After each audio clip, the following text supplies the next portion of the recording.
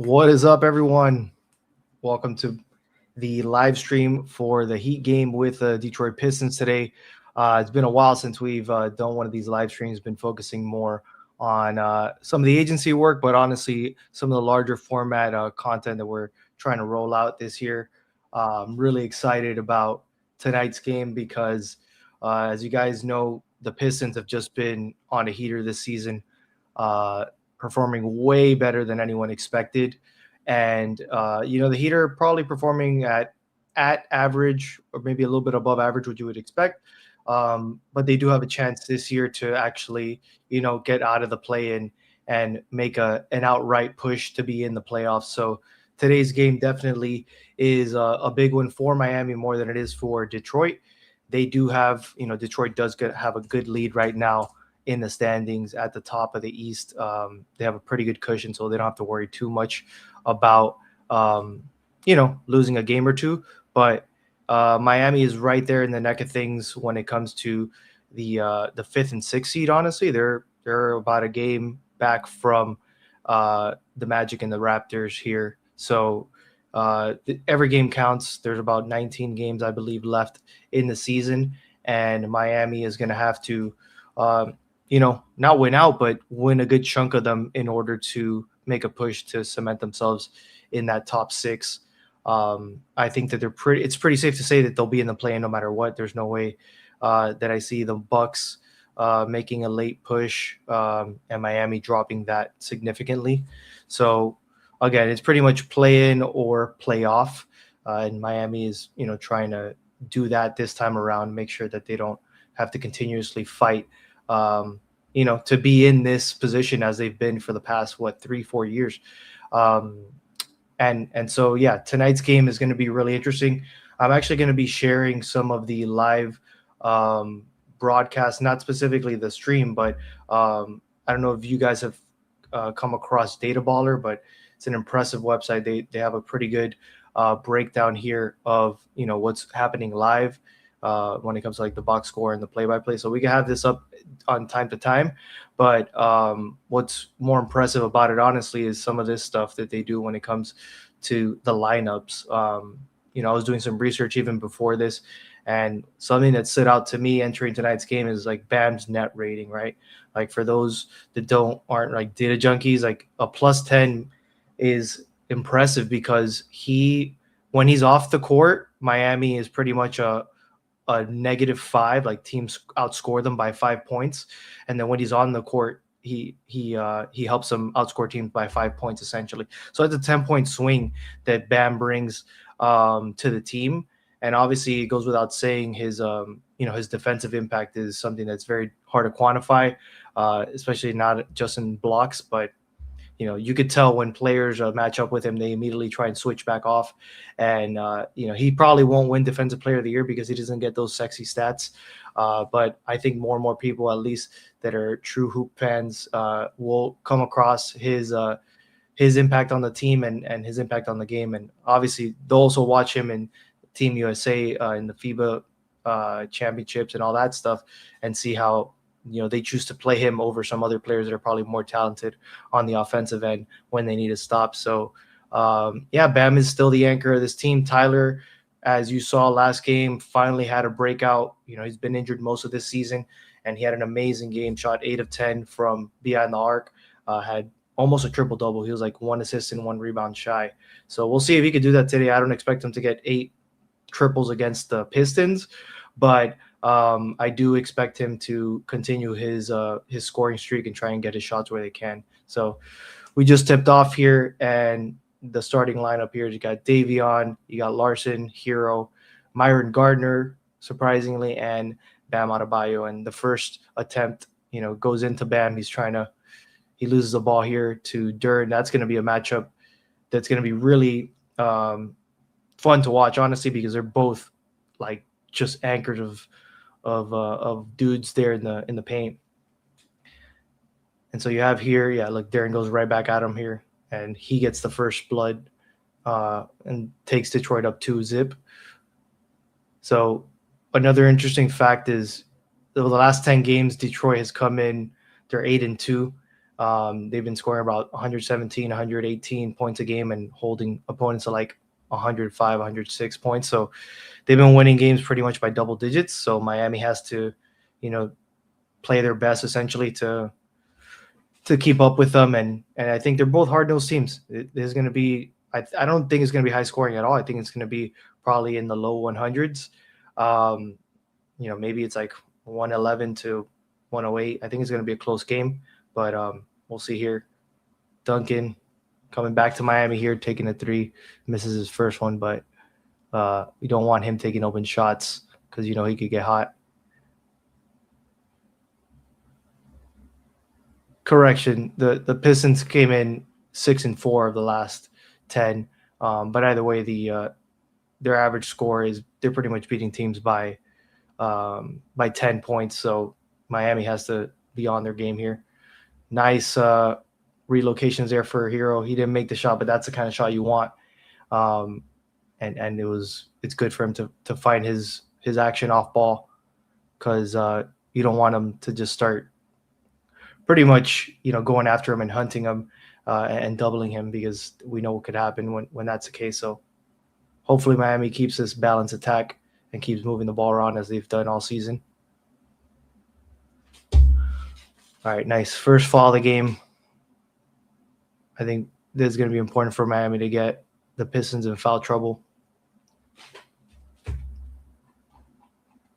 And it is a shooting foul, so he's going to go to the stripe for 2. I believe he's shooting about 93%, 92% from the free throw line this season. Obviously a smaller sample size, but yeah, he's definitely a really good free throw shooter. We have Justin in the chat here saying he needs Cunningham to get 16. I think he'll get 16.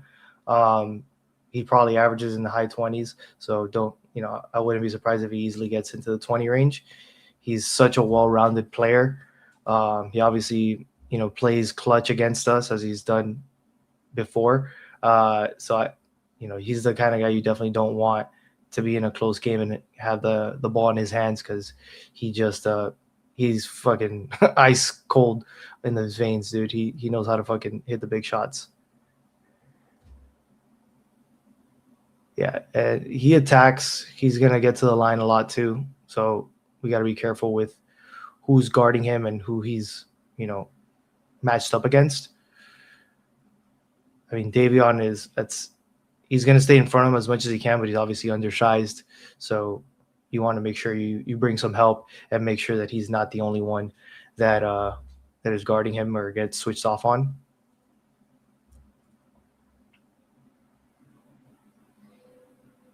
Larson here.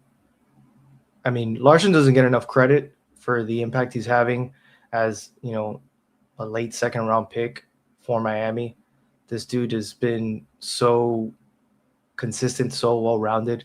His stats don't pop out at you, but he has some games where he's in the teens and even 20s in scoring, but it's really more about making that extra pass, being in the right position, cutting to the basket. He really knows how to step up and be a good team player, and that's really what this team needs. They don't really need like an alpha at his role. I think he's more like a seventh man right now, with obviously Jaime being the key sixth man for the Heat. Right now the Heat are up 6-2. Yeah, after that second shot by Larson. But it's still very early in the game, so we'll see how this plays out. Miami's actually been pretty good in the first quarter, so wouldn't be surprised if we have a slight edge. But in the second third is really where this game's going to be determined. And, it would be shocking if either team takes a massive lead, but you really never know especially with 3-point shooting. If either team goes cold, that could be, a nail in the coffin for today's game. Right now, the Pistons are very cold. Wow. Gardner with that cut to the basket. Like, this guy is just pure energy off the bench.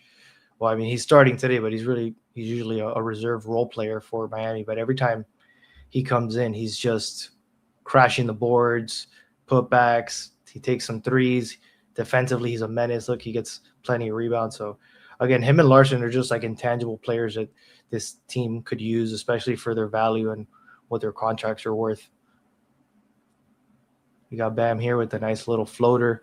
So Miami is up 10-2, and Detroit takes an early timeout to try and stop the bleeding. But it's a good start for Miami. Again, this is the number 1 seeded Detroit Pistons, and Miami is trying to make a playoff push here. And again, we're playing without Norman Powell, without Wiggins, and so we're a little bit at a disadvantage. I know that the Pistons don't have Asar Thompson, but they pretty much have everyone else that's like a major player on their roster. So yeah, Miami is playing a little bit shorthanded, but they've been playing really well even without Powell and Wiggins in the lineup, which is a nice sight to see. Again, kind of going through the current standings, you got Detroit at number 1, and you have the Heat in the 7th spot. They are in a virtual tie. They're like half a game back behind the Magic at number 6, and the Raptors are 1 game behind them. So like the 5th seed is actually very well within reach. Now the 4th seed with the Cavs, that's a 4-game difference. It would take a lot on behalf of like the Heat winning a ton of games and the Cavs kind of taking a dip there. So I don't really expect Miami to make it up to the top 4, but the top 5 is actually doable. And it is kind of shocking as to who we see at the top, because if you would have told people that the Pistons and the Celtics would be 1 and 2 at this stage, it would be kind of shocking knowing that Jason Tatum hasn't played all season until yesterday. So the Celtics, found a way to make that team work, that roster work after offloading all the players they did. It's impressive. As much as, I'm not a fan of the Celtics and the rivalries that we have with them, you got to give them their flowers for sticking to their guns and finding a way to maximize their roster. Mazzulla has definitely grown into that role and, given the Celtics some hope, even in what was supposed to be a down year. They're right there pretty much securing themselves a top 3, top 4 max seed in the East.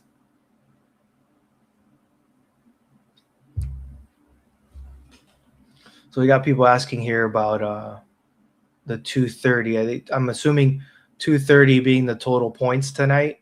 I think under, because as I expected, I don't think each team scores 115 each, essentially is what would be it, right? Unless something crazy. I would, if I had to put money on it, I would bet the under on 230 for total points. But again, it's the NBA. You could have 40-point quarters, as you saw in the last game against the Hornets at third quarter. Each team scored 40 points, and that just like throws off any kind of trajectory you have. But if I were, both of these teams tend to be defensive minded, and they are top defensive teams in the league. So, if I were to bet, especially with the Pistons coming off a little bit cold, I don't think that they get more than 115 points. I think that they're probably in the low 100s, maybe 110, 112.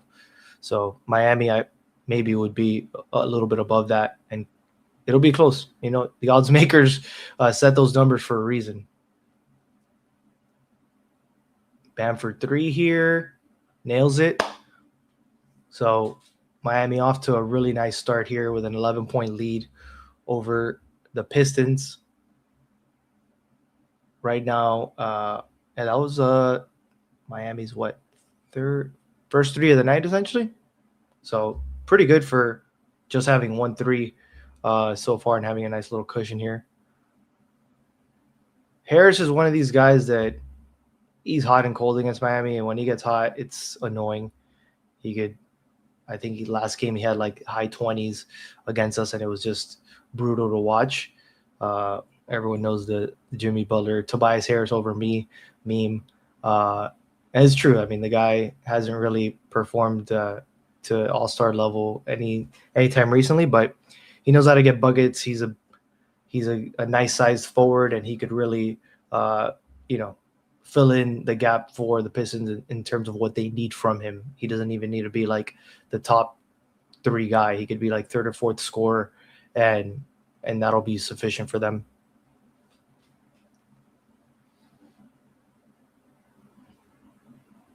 All right, Miami coming back down. Bam again in the perimeter. You could tell that they're trying to draw Duren out of the paint. They don't want him to kind of be, clogging that up. So that's why you see Bam over there. I don't know if you really want Gardner taking that mid-range shot, but that was Detroit doing a good job forcing Miami to kind of get into an unfavorable possession.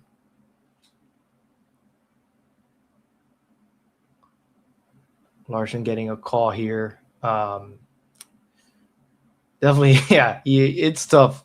Duren is a beast. He is just like, he has like iron shoulders. This guy, it reminds me a little bit of like early days Dwight Howard, not the size level, but in terms of like he's an immovable object at times. So there it is. You got the lob right there. This dude, that's his game. And those two have a really good connection. Bam for three. He missed it. But he goes back to Miami. So right now it looks like the tracker here on the right is a little bit behind, but Miami is still up. Detroit has 6 points right now, and Miami still has 13.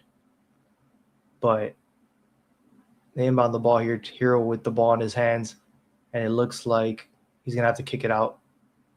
Bam with a nice little layup there. So good mix-up. It's not like we're taking a lot of threes. We're moving it around. We're trying to keep it dynamic, and I think that's good for Miami. You don't want a heavy three-point shot diet against the Pistons. You got to make them honest. Man, Cade is so good at those drives. He took that on Bam, so it's not an easy task to get by him enough to pull that up. But, yeah. Dennis Jenkins, I don't know how much he's been playing recently. I know that clearly made a name for himself on the team and earned a contract, and pretty much is the reason why Jaden Ivey got traded at the deadline. I don't know if he's going to have too many points. He could be sneaky dude who gets you double digits tonight, but I don't know how he's been playing recently, honestly, so I'd have to look it up.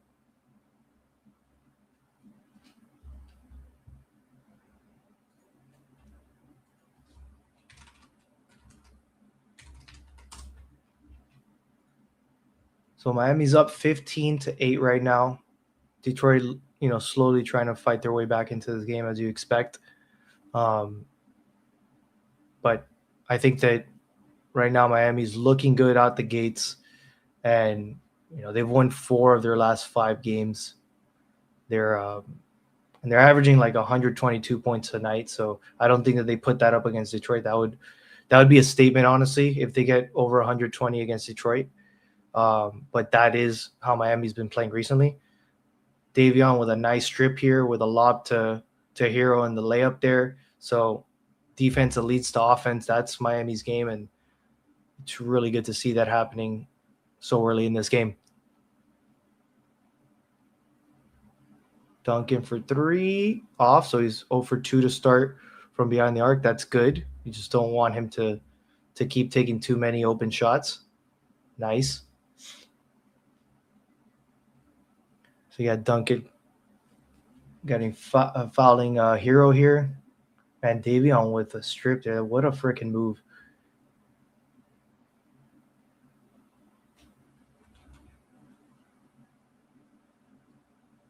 Yeah, and here you thought Hero was going to jam that, but he just went for a simple layup, which, hey, 2 points is 2 points. Just thought he was going to dunk it there.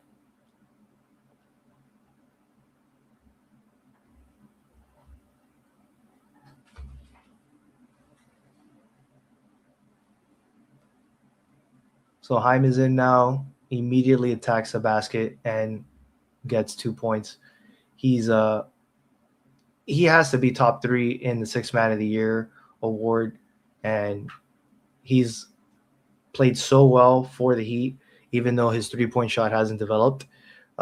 He did have like an outlier game against Charlotte where he made 4 of them, but before that he only had about 4 games this season where he had 2 or more threes. So clearly limiting his 3-point attempts, and he's not even shooting that high of a percentage. I believe it's in the low 30s.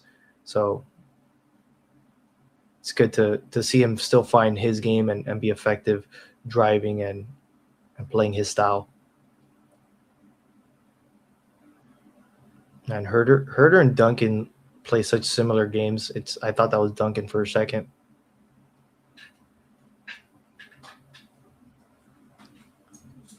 So Miami still up 19-10 here with 4:48 left in the first quarter, and again the pace is being dictated by Miami. They're kind of putting Detroit in a position to take tough shots. I haven't seen too many breakdowns on defense. And look, you get an open shot for Larson. He misses it, but you'll take it. Hero gets that rebound, so hopefully you get a second chance point here. Wow, third chance is a charm. There we go. Davion with the little runner there. And Miami's up, 21-10 here. It's looking really nice.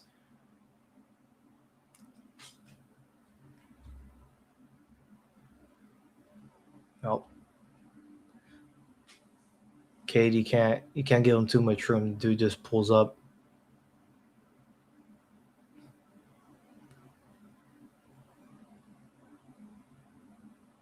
All right, keep swinging the ball. Damn, Larson got jammed there. And yeah, the Pistons running.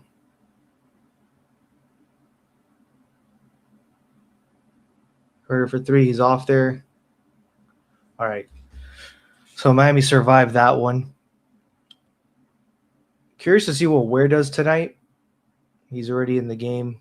Hopefully he can have a dominant presence inside. It's going to be tough with Duren and Isaiah Stewart there. Wow. Hyman with another drive, the little spin move to get to the basket. So he's already got 4 points. And again, averaging almost 16, so 15 points per game, 5 rebounds, and essentially 5 assists. It's really great production off the bench.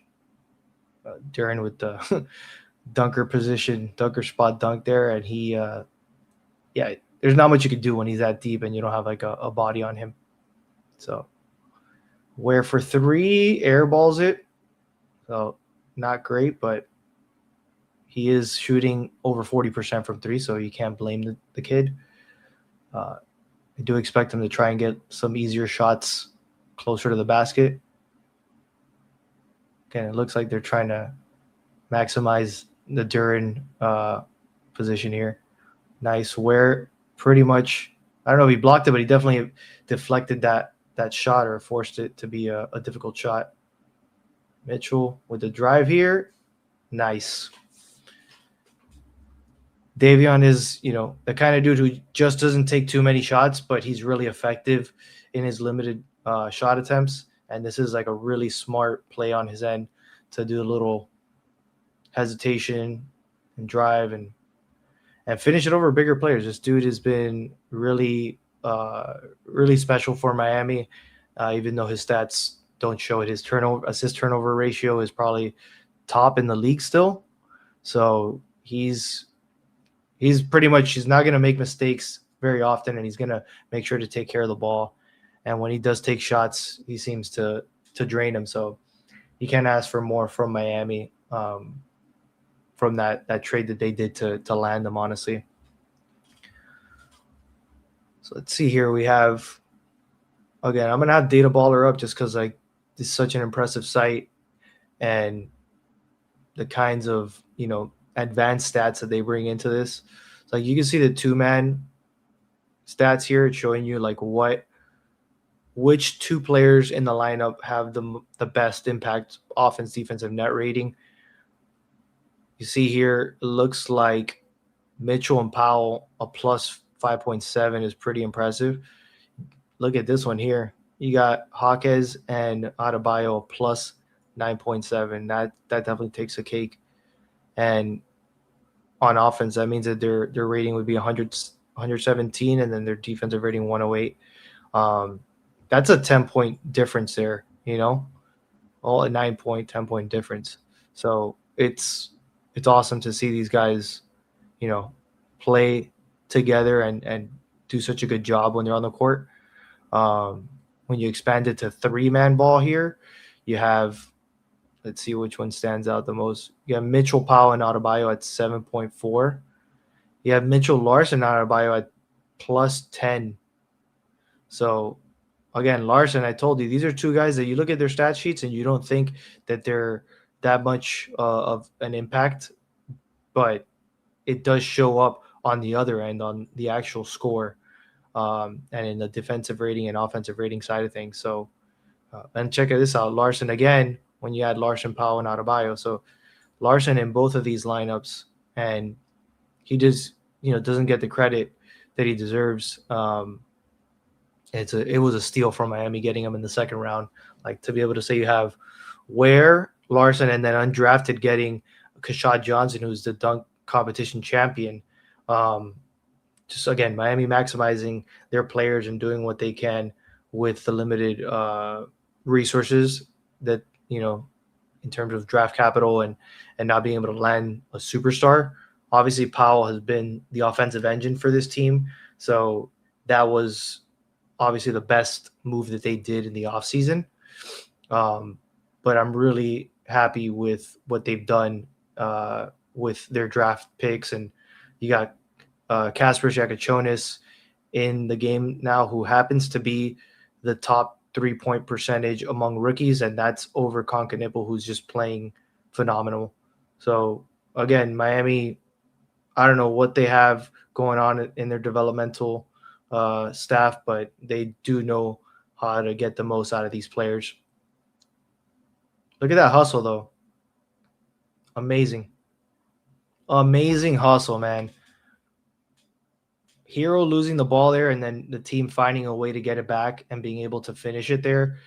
That's those 50-50 balls is what, makes or breaks a game. And I think it's good to see it early on that Miami's willing to die for those loose balls, and it's coming out in their hands instead of the opposing team. So Jaime again going in. He gets stripped, but it's out on Detroit. We're up 27-15 here. Again, look, this was Jakachonis contesting it there. Jaquez getting on the floor. Heads up play to pass it. Look at that. It's just a strike to Ware, and there's nothing you could do from that position. So he just dunks it.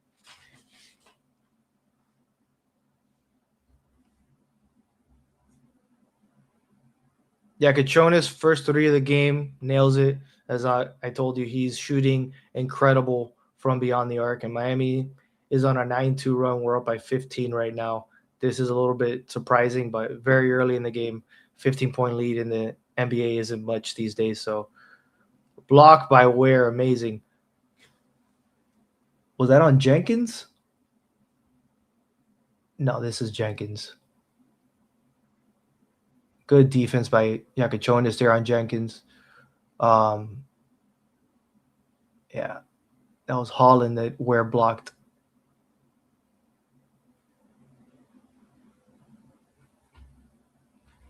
Yeah, and Ware definitely, he's getting his shot blocking up and at least protecting the paint that way. But, it's good to see Bam and Ware minutes. Those two together for sure are so difficult defensively, and you just want those guys to be on the court as much as possible. The sucky part is Miami doesn't really have much of a front court depth beyond those two. A lot of people have been kind of wondering if Miami would get a buyout player to fill in that void, and I don't know if that's going to happen. Seems like Miami likes to play small ball or keep those two only. So I don't know. It seems to be working, but who knows what happens in the playoffs. Hawkins again with his drive. Like, he only has 6 points, but his impact already with that assist off from the floor and the drive, it just looks like he creates this impact immediately that second units aren't prepared for, and he really has been that sixth man for Miami. Oof.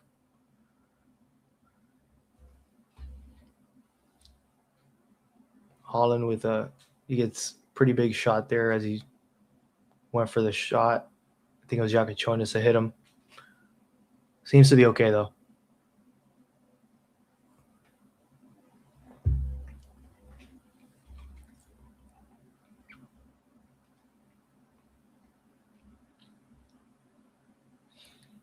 So you got Holland at the line here with for 2 shots.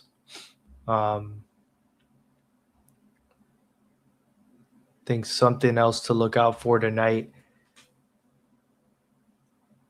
I think that Miami's closing lineup would probably consist of obviously Bam and Hero. Larson seems to be someone that's getting those fourth quarter minutes. Hawkins might be in there, and it's either going to be Ware or they're going to go small and have Davion on the other end. So, yeah, they'll probably actually have Davion in there, or they did Drew Smith last game, which was interesting. So, I don't know. I don't know if Ware closes out the game, but I'm curious to see what's going to happen. Well, right now, at this pace, it doesn't look like there'll be starters in the fourth. That's way too early to say. But assuming that it is a close game and Miami needs their best lineup, like it's going to be some mix of Bam, Hero, Hawkins, Davion, maybe, and either Ware or I don't know. That's what I'm curious to see because it seems like Spo mixes it up a little bit depending on the matchup and obviously who's available.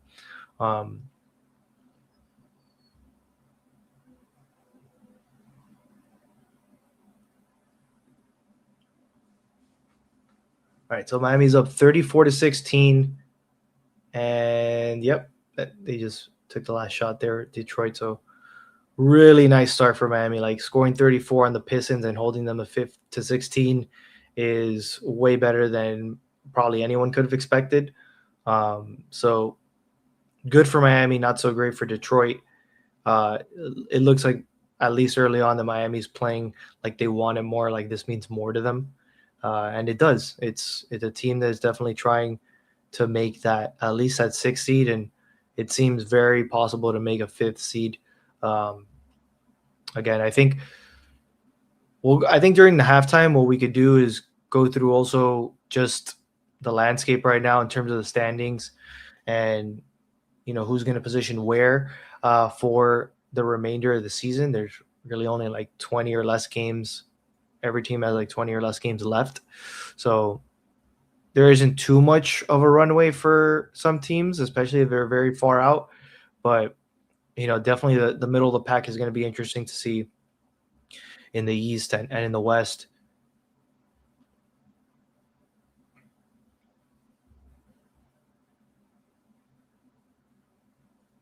And we're looking at, let's see if this has been updated, but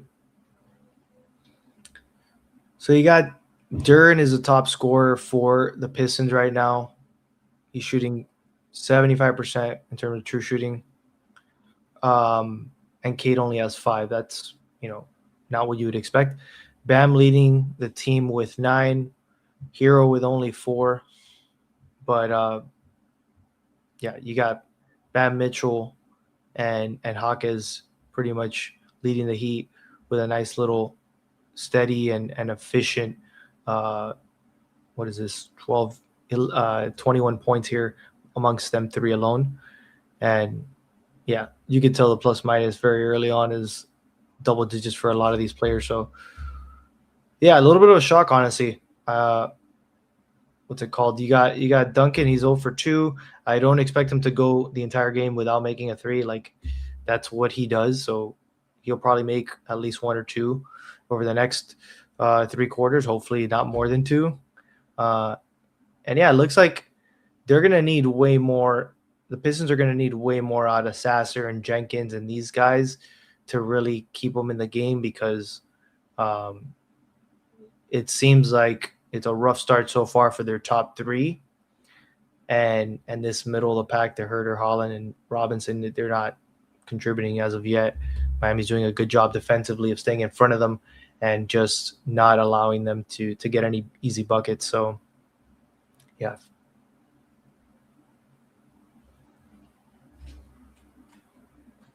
And as the second quarter begins here, Detroit starts with the ball. And you have Hawkins, Yakachonis, Ware, Bam, and Drew Smith on the court. Miami they're playing man right now, but they're switching over. That's going to be tough. Can't let him get second chance points. Cade with a wide open three there. Yeah, the rebounding matchup is going to be big. I think you're going to need to limit those second chance points and not allow them to get offensive rebounds. Miami's done a good job rebounding wise. Drew Smith with a nice drive there. Again, getting contributions like way down the bench with the drives and high percentage shots really in the paint. Yeah, so Stewart responds with a drive of his own. Miami's still up by 15 points here. You got a lot of action here with Hawkes, getting the ball. And you got Yakachonis with another three, rims out, but it was a pretty good shot. It wasn't too contested. So, but Detroit comes back. Nope, that was probably one of the more glaring breakdowns from Miami on defense. Usually they don't allow that transition offense to just be so easy. They're calling this foul on the floor for sure. But they're hunting. Miami's hunting Robinson, so this would be Robinson's second foul here.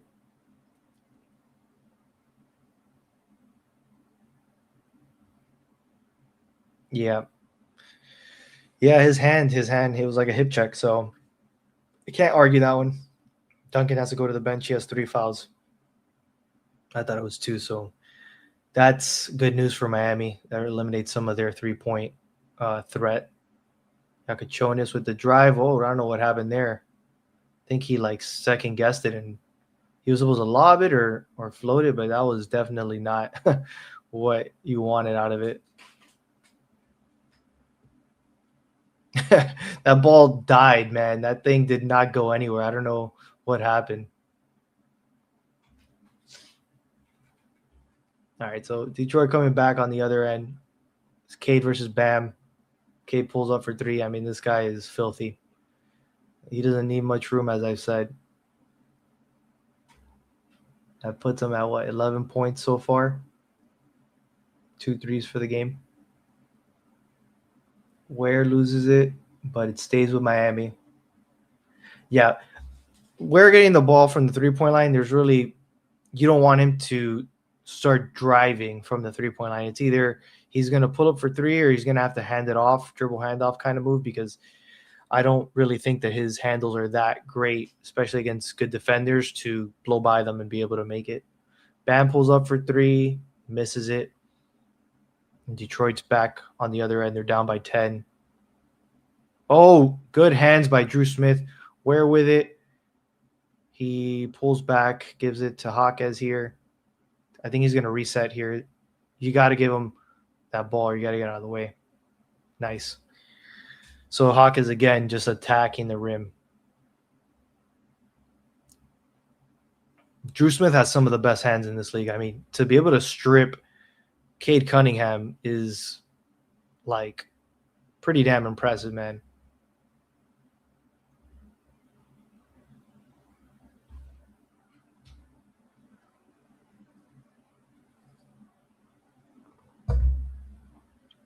As a commentator just said, yeah, Drew Smith is number 1 in steals and deflections for Miami, and he's one of the top in the league as well.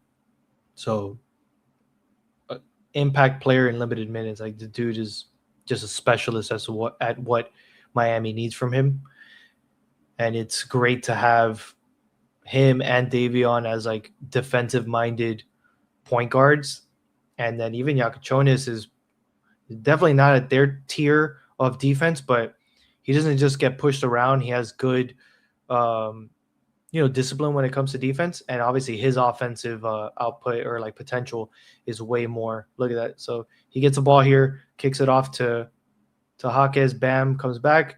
Yakachonis sticks with it and does a little putback there.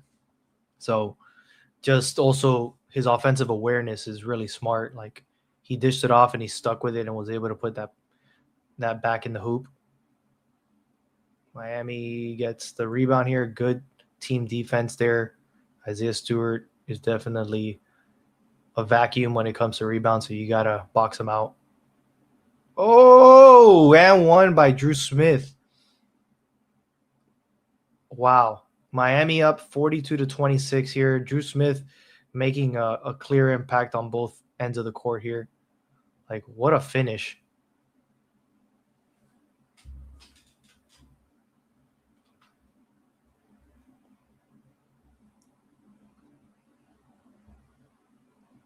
Incredible finish by him. And this is what makes Miami a tough team. Their second unit. Like, you can't just rest when Miami brings out their second unit because they're attacking, they're really solid, and they make other teams pay, especially when they're resting their starters. Like, obviously, Cade is out here, but Duran's not out there. Neither is Harris, and so that's a way too wide open shot. We're lucky that they missed that, but you don't want them taking those open shots. For whoever asked Dennis Jenkins, I don't think this is his game so far. Where with the nice putback, like Miami's second chance points here have been pretty dominant. So they're pretty much controlling this game right now. Very shocking. I do expect the Pistons to make a push at some point, but this is Miami's opportunity to really put their foot on the gas pedal and just try and get as big of a lead and not allow, not get too comfortable. Like, you got to remember that this is the number one team in the East, even though they haven't been in recent years. At halftime, what we'll do is I'll go through my predictions, the predictions we made even preseason. So they're way too early predictions, and rightfully so. We could see where a lot of them fell off. And as you guessed it, like, the Pistons were not number one on our list. So that's the league for you. You just really never know how it's all going to pan out till these players, get out there. And some teams have better chemistry than others. And it's pretty, I feel for the city of Detroit. They've kind of not had solid teams for a while. So for them to kind of build their roster the way they've done so and finally be competing at a higher level is good for them. I think it's good for the league too, for the East. Like, the East needs a little bit more of competition at the top. I feel like it's been very shallow in the middle and the bottom. And so, you've had Miami and Atlanta and Chicago all being in that play-in. Miami is like the outlier that's able to break through the play-in and, obviously make those runs that they did, even being so low seeded. But for the most part, that if you're at that seed, you're not making a finals run like Miami did. That's a rare occasion. And so I thought the Pistons would be, definitely towards the top, but not number one. So this is it's good. They're a team that even just 2 seasons ago when they went on that 26-game losing streak, I knew that they weren't that bad. I knew that was just they were in a funk, but in terms of talent, in terms of how they played, it's not like they were that bad. It was, a little bit of luck going the other way. And clearly 2 seasons later being the number one seed in the East, that shows you that sometimes those kinds of streaks and those kinds of runs in the opposite direction aren't truly indicative of what's on the roster. Sometimes you need a new coach. Sometimes you need to swap in a player or two. But I think they've done the right moves to put themselves in a position to be competitive in the East. Hawk is driving here. That was good defense by the Pistons, honestly.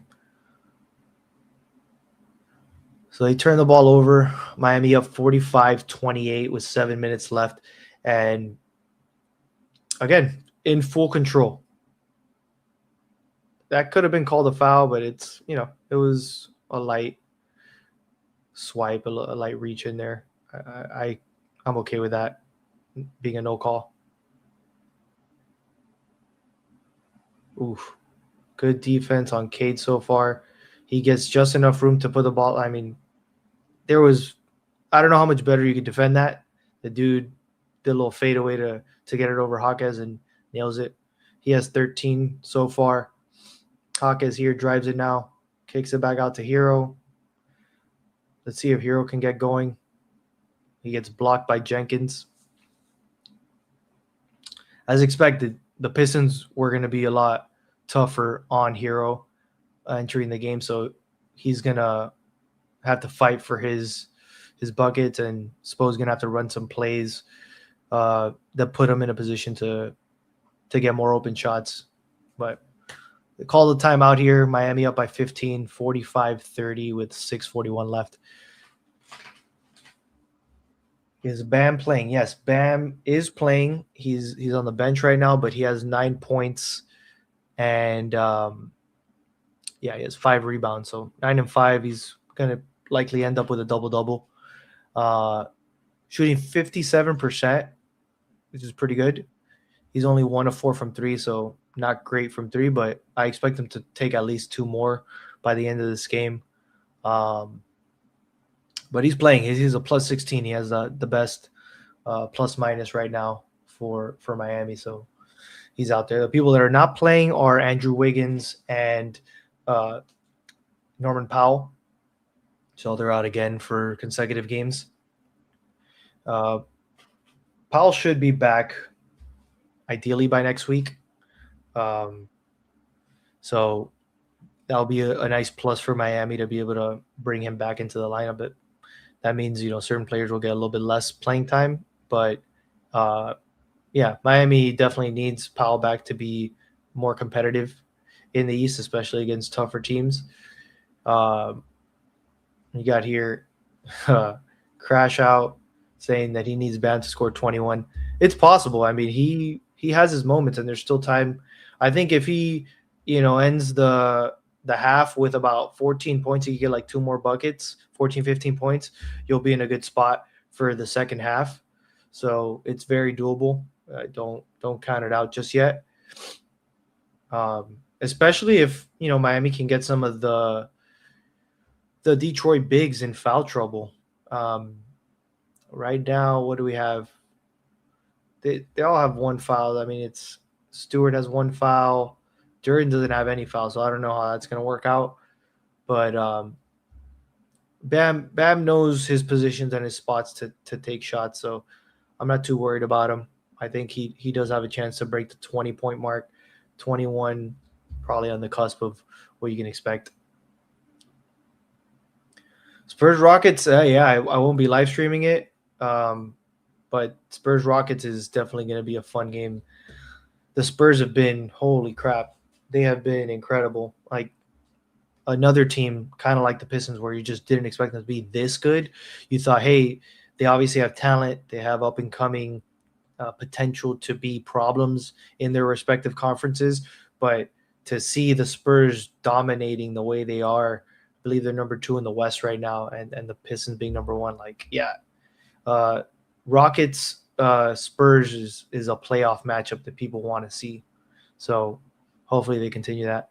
And as we come back from the break, you have Drew Smith here with a little floater. So he's already got 7 points, which is more than enough from him. You don't even need, if he gets anywhere near 10 points, that's icing on the cake.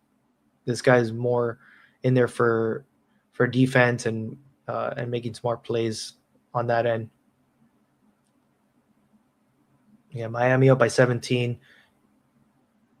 Larson drawing a foul on Cade. Love how Larson just attacks the basket, That draws, I believe, the second foul on Cade now.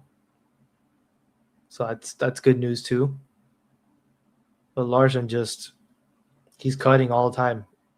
And if he's not cutting, he's repositioning, trying to, do something else to put his team in a position to either get a basket or defensively, he knows what to do. He's just a smart player, honestly. Said it before, if you didn't watch the Eurobasket tournament this past year, go back and see some highlights of Pelle Larsson. He was incredible for that team. He was on the Swedish roster.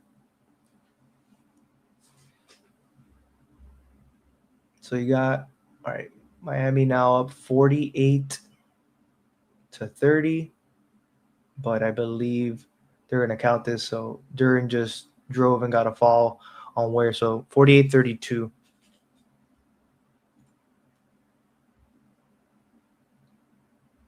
Yeah, Duren gets up to 10 points.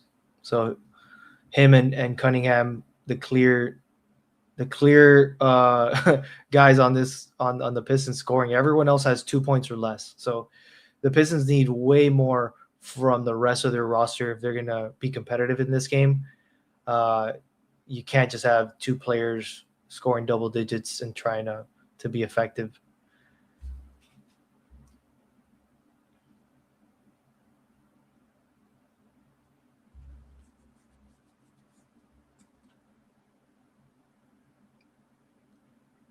Larsson with the miss there. Detroit comes back, takes an open three. They miss. See, they're not making their threes, which just makes it way worse. Like if they hit some of that, they get this game into a much closer situation. Ware definitely forced that. Larsson with the pass to Hero with the transition three, and he nails that. Like great heads up play by both Smith getting on the decks, passing it to Larsson, and Larsson just going with the underhand to Hero. Like that was a 5-point swing there. Like we're forcing a tough shot on Duren, and then we hit a three on the other end. So Miami up 51-34 here with pretty much just under 5 minutes left before the half. We got Junior out here asking, what hair product do you use to avoid headset dent, and how does your hair look better than last time? No, man, I just use hair clay, man. That stuff is, I don't know, it's like military grade stuff, I guess. Get a little volume. I do got the dent though. It's not like it's not in there, but it's part of the look. Again, this replay showing Drew Smith, it was just like bang bang play that gets us an open three. And when you got guys like Hero and Powell, when he comes back, they can hit those transition 3-pointers like that. Those are backbreaker plays. So that's really what changes momentum in a game.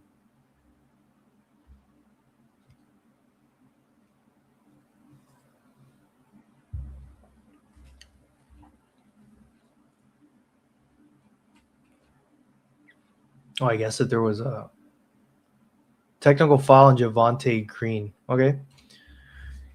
At least you got your best free throw shooter on the line. And as I say that, he obviously misses the wide open free throw. But hey, you can't make them all. Miami's 10 of 12 from free throw, which is good. Earlier this season, they were going through a stretch where they were just shooting like 70% from free throw, which is just, it's tough. You can't win games, especially when the difference is, less than 10 points. Again, Miami getting look at that, and one, getting the second chance points and just attacking. And right now, Miami is dominating this game on both ends. We're up by 19 points at this point. Heads up play by Hero, pump fakes, gets Duren up. Like those are tough points to make. So that puts Hero at 9. He gets the free throw line for a chance for the 3-point play. Miami doesn't even have a double-digit score unless Hero makes this free throw now. So it's been very well distributed on offense here, as you can see. So yeah, Hero breaks the double-digit barrier there. You got 10 from him, 9 from Bam, 8 from Hawkes, 7 from Smith, 6 from Mitchell. So it's like down the line, everyone's contributing. Meanwhile, you look at the other side, and the Pistons just have 2 guys scoring buckets, and everyone else is just like really cold. Tough. That would have been nice to get that open shot to Larsson. Out to Bam for another three. Bam hits the three. Now they're cooking. Now they're cooking. So this is a shock. This is a big shock for Miami to be up by this much. 23-point lead with 4 minutes left in the second quarter.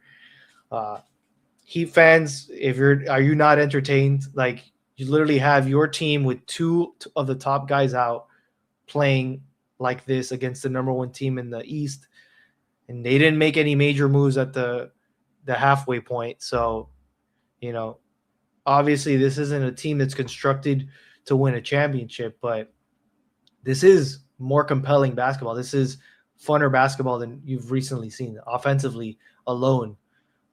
With just the numbers you've seen, 120 plus points per game, that's just something that we weren't used to. So at the very least, you're watching way more entertaining basketball while still maintaining a top 5 defensive rating.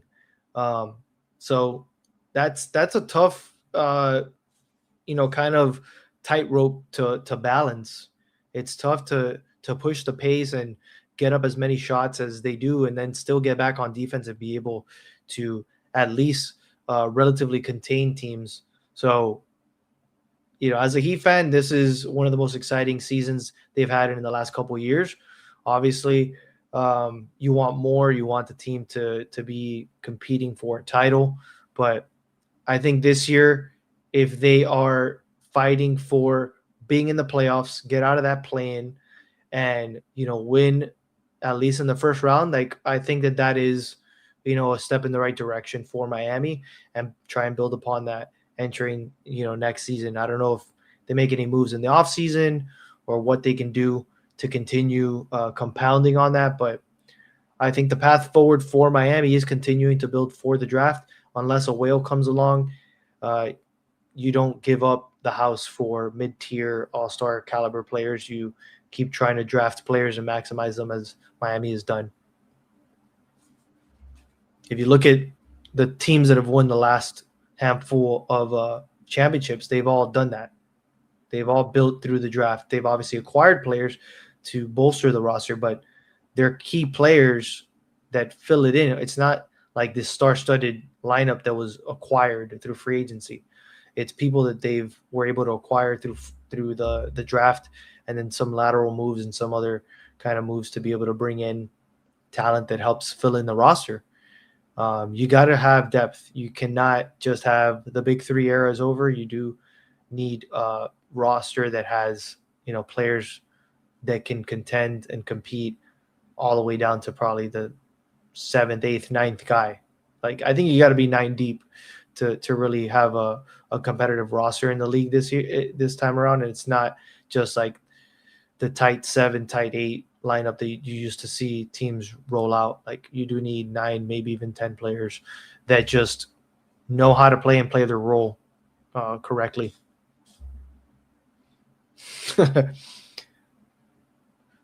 Yeah, definitely wouldn't put me up there. I would say that Pat Riley, Brian Grant's a good one. Who else?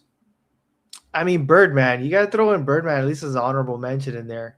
He had that mohawk. That was like an amazing look for him. But yeah, I would say the other guys for sure: Pat Riley, Brian Grant, Ronnie Cycli. There's some guys we're missing though. If you guys are in the chat, you think there's someone else should be in this Hall of Fame hair lineup for the Miami Heat, throw it in there. All right, we got Hero back at the line, trying to extend this lead. As you can see, Miami is dominating in all fronts, and the points in the paint. They have like 12 more points. They have 10 more points in fast break. It's just, it looks like Detroit didn't come ready for this game, which is weird to say. They usually play us really well.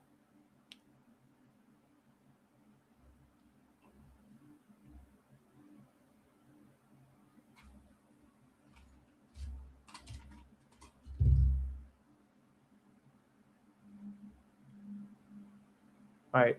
Harris comes back, finally scores a point, gets it back down to 23 points. But Miami brings it down, keeps the ball movement. Davion with another drive gets deflected out, but Miami keeps the ball here. The field goal percentage, look at that. That's massive. 52% for Miami, 37%, almost 38% for Detroit. That, yeah, you can't win when you're shooting sub, 50, sub 40 like that. That's just unacceptable, honestly.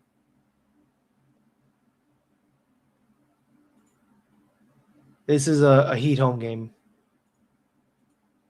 All right, so do you think it's OKC Golden State Warriors that started a trend in building with the draft again?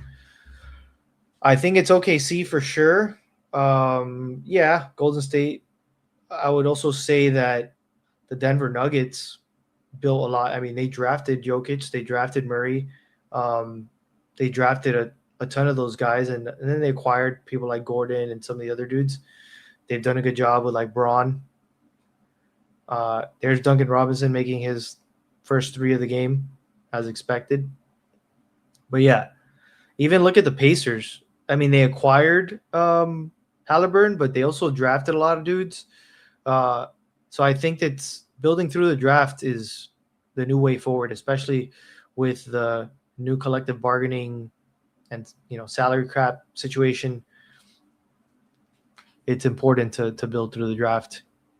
You don't really have too much to play with like these supermax contracts and giving like three guys a lion's share. Like Golden State's in a tough spot now because they 70% of their payroll is locked up in Stephen Curry, Draymond Green, and Jimmy Butler, who are an average age of 36 years old. So it's tough when it gets deeper. You do have to offload some of these guys, whether you drafted them or not, because you need to be able to spread it throughout the lineup and have depth. Like they really do lack it. All right, so you got the Pistons back within 20 points. Miami still in control here. Larson got. It's tough to go up against Duren here. This dude is a wall. Rejects it out of bounds. Miami keeps it with 16 seconds left on the shot clock. And let's see if they do a little inbounds play. Hero gets man, he could have pulled up on that. All right, he still gets it open. He didn't make it, but Bam, jeez. Is that a foul on Bam or is that a foul? Wow. It looked like some, holy crap. He was trying to Blake Griffin that shit. Hey, love the hustle. Love the hustle there.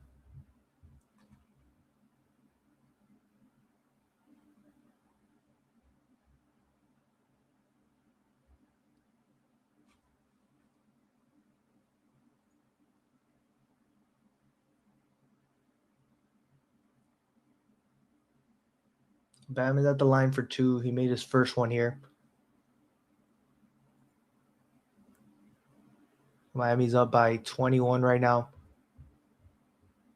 It's looking good at the half, man. Like they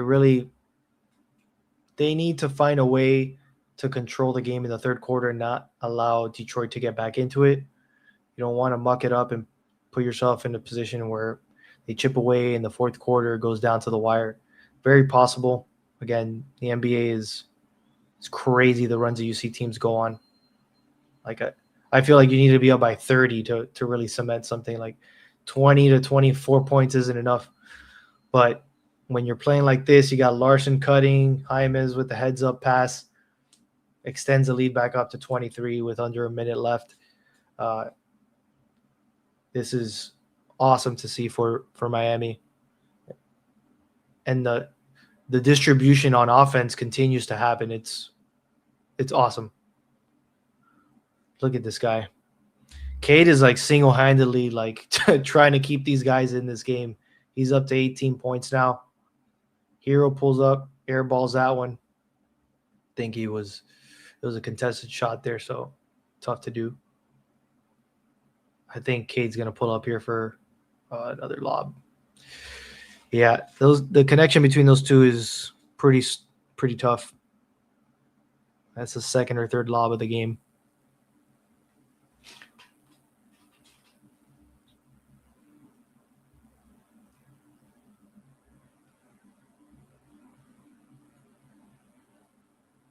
Four seconds left. 2, 1. Hero misses it, but solid way to end the half. 48 Detroit, 67 Miami, so 19-point lead for the Heat. Wasn't going to be on my bingo card for this to be the score at halftime. And as a Heat fan, you got to be happy with this showing, at least in the first half. Again, people have known Miami for not having too great of, the third quarter. You don't want that to happen this time around. So I hope there's discussions in the locker room that help them, keep the game in their favor. Call timeouts as soon as these guys make like a 6-point run. Honestly, don't even let them get back into it. And we'll see. We'll see how it plays out. But we're at halftime now, and we have some time to kind of go through some of the broader NBA outlook and where things stand. You can kind of look at the current standings and also kind of look back at what our predictions were before the season. So let's see here. Well, let's switch here. So in the East, you got the Detroit Pistons at the top, right? They got a 3-point lead over the Celtics. It looks like they should be able to maintain that, but those are probably like going to be a lock at the top two.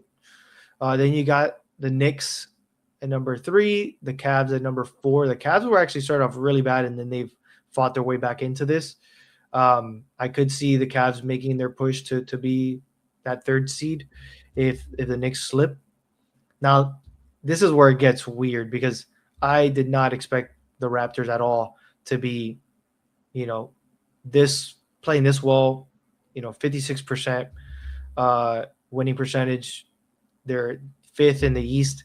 And then you have the Magic here. That's probably like the biggest disappointment because I thought they were going to be towards the top. So they're right here with Miami, which, this, if you were to say preseason, like there should have been a bigger gap, especially when you trade that many assets for Desmond Bane and you're just not producing offensively how you should be. Now they're on a 3-game win streak, but it's just not enough, honestly. Then you got the Heat and another surprise, the Sixers.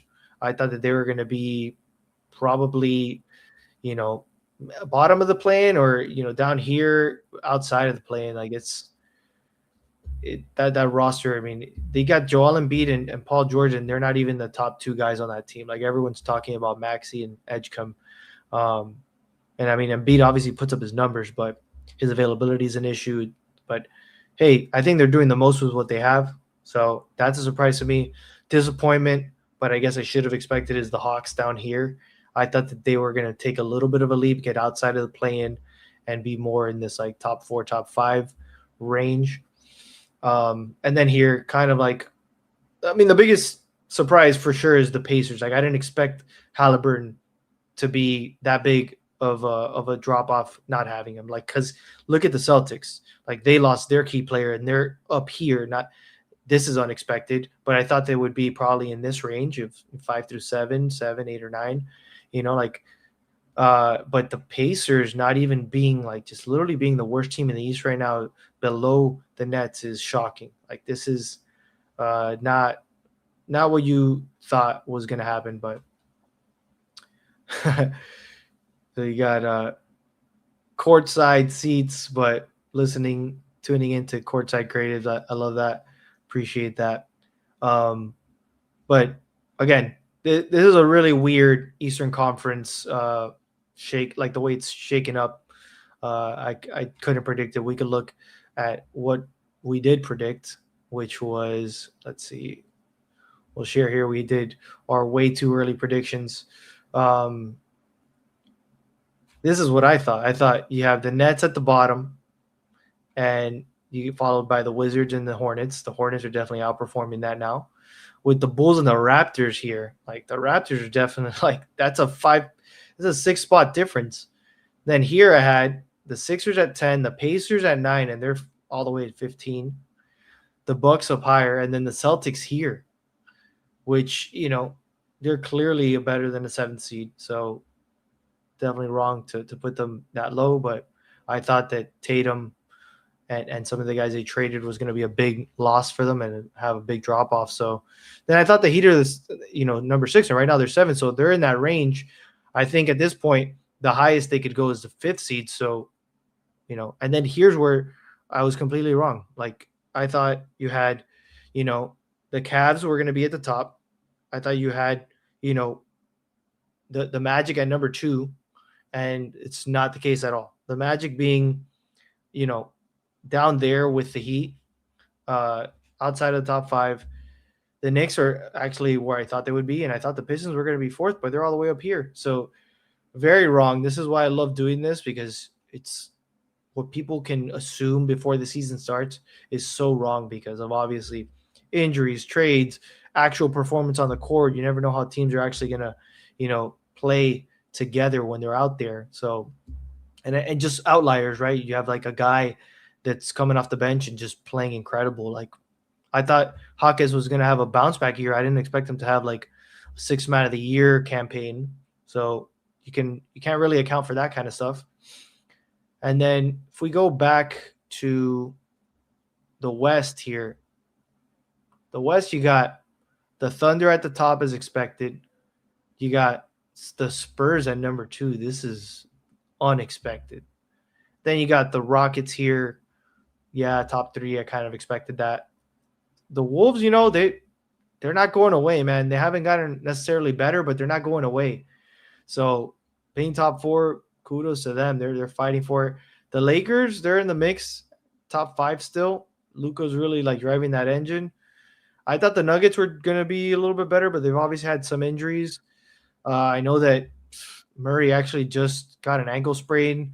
I don't know if it was last night or the night before, but that's not great. But they had Jokic out for a bit too, so this is probably why they're down here. I expected them to be probably top 3, top 4. And then the Suns probably the biggest surprise, maybe of the entire league, but for sure the West. Like being in the play-in, like after losing KD and having to shuffle a bunch of players and Beal, like the fact that they are up here above the Warriors, above the Clippers, like that is shocking right here. This was not in a lot of people's bingo cards. The Blazers, I expected them to be a little bit better.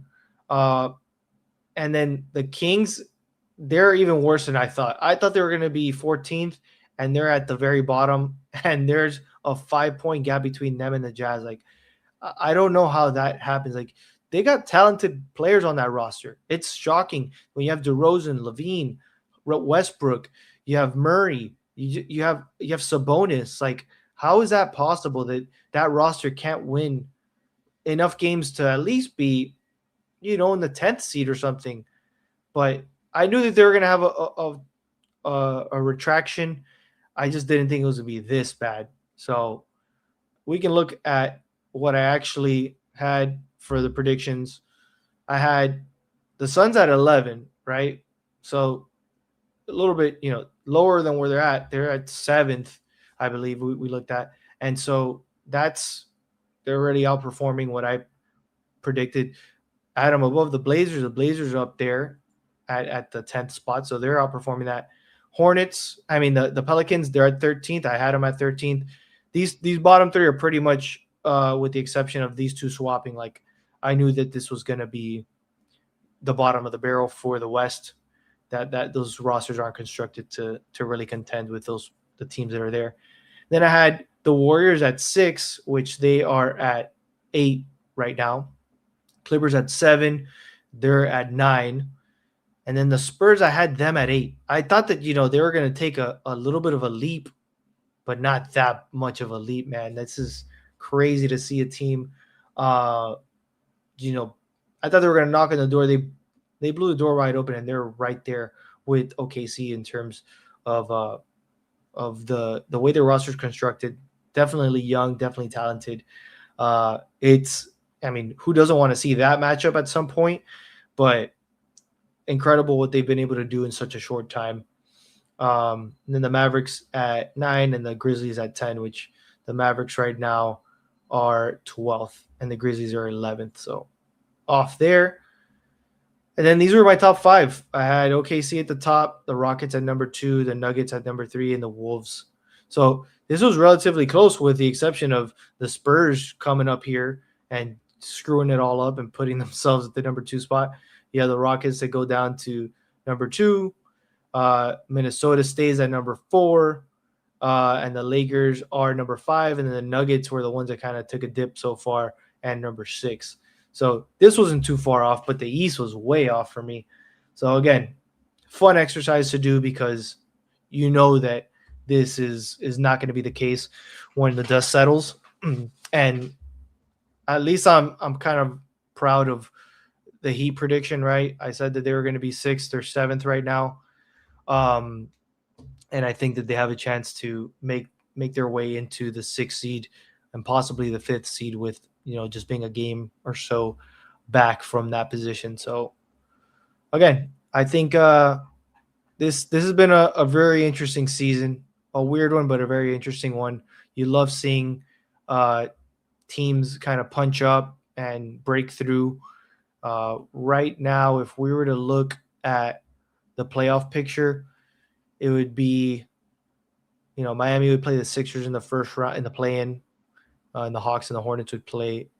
And then you got waiting for, I guess, the winner of the Heat one would play the Celtics. So that would be an interesting matchup.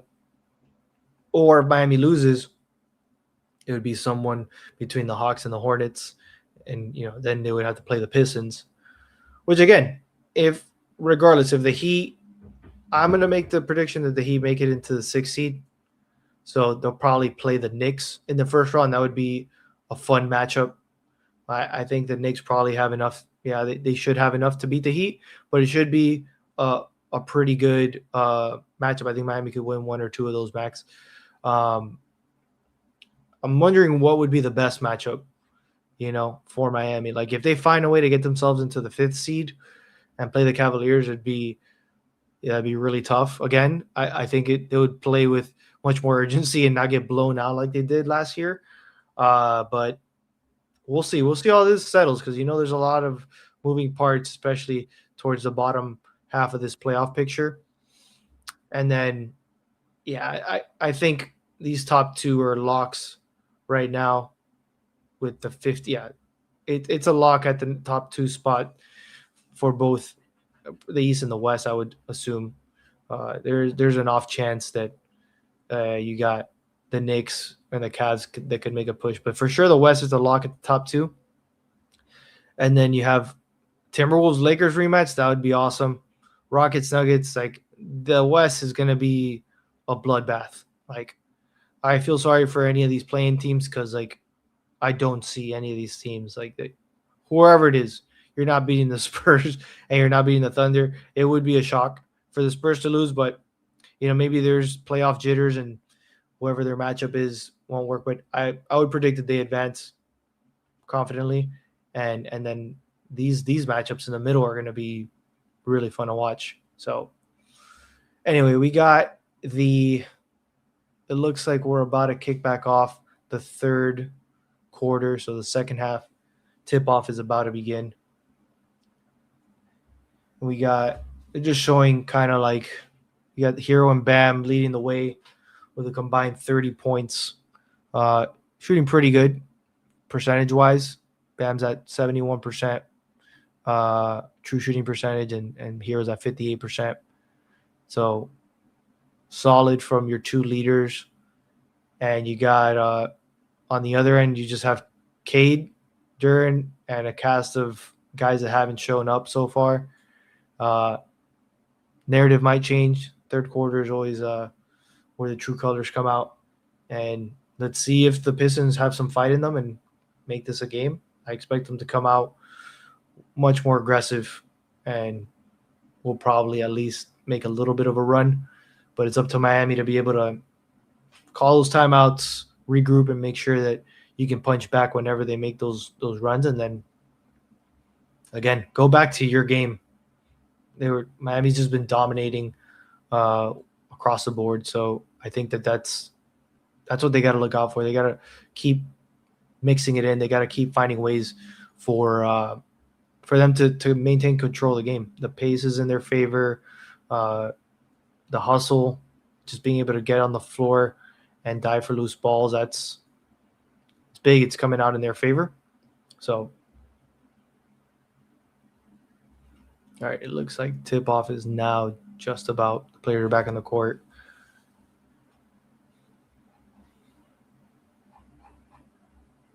Let's see what else here. You got – so the Heat scored 34 in the first quarter and 33 in the second quarter, so consecutive 30-plus point quarters. That's impressive for Miami against a really solid defensive team in the Pistons.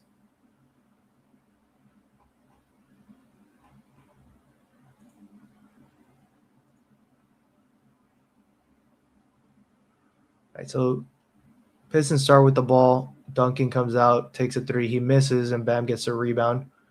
Hit ahead to Larson. Pass to Bam. Great pass. Forces Duran or Cade to reach in.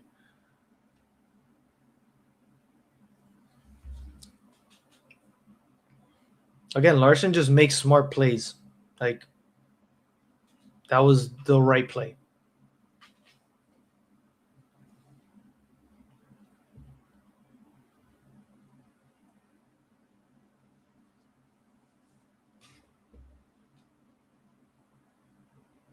If any of you guys have predictions for the second half or want to throw out some odds or lines that you think are going to hit. I know someone said that they needed Bam to score 21 points, and he's at, 15, 16 now? He's at, 16 points. So he's getting there. He's not too far off.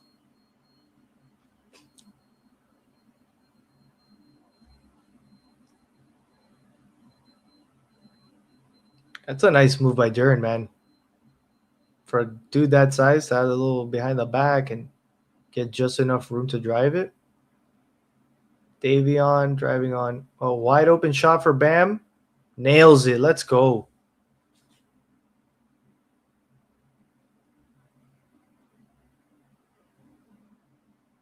Hmm. 42. Yeah, 42 points, rebounds, assists for Cade. And he's at 26. I mean, he could get there. This dude's, it looks like he's putting a team on his back. It's just him and Duran.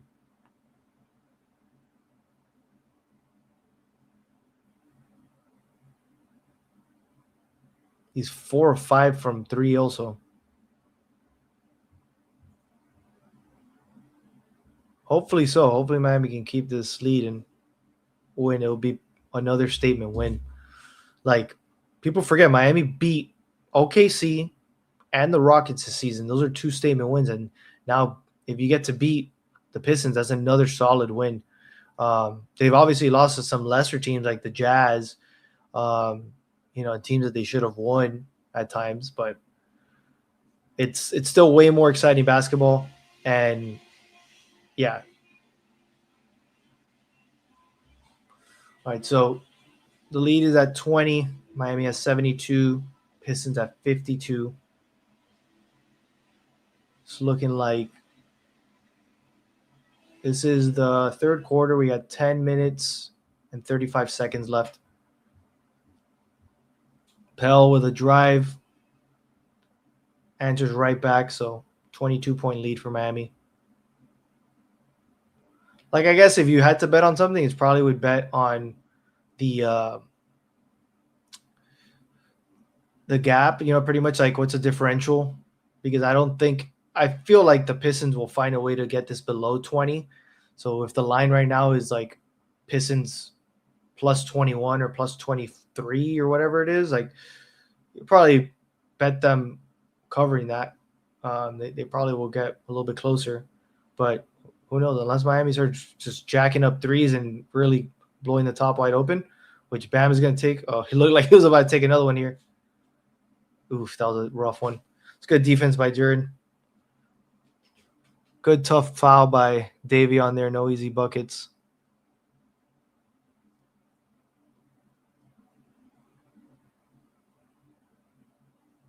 Yeah, Bam definitely should have taken that three. Ooh, cameraman got a good a good chunk of that fall.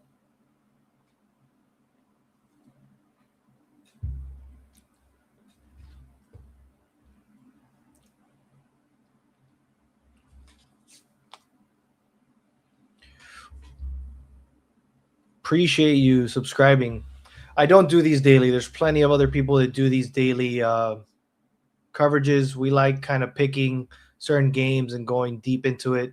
Uh, shout out to the other podcasts and the other streamers that cover it daily. I can't commit to that, but I like covering the team in certain points of the season, looking at longer term stretches of how they're performing instead of just game to game, because this stuff changes so fast.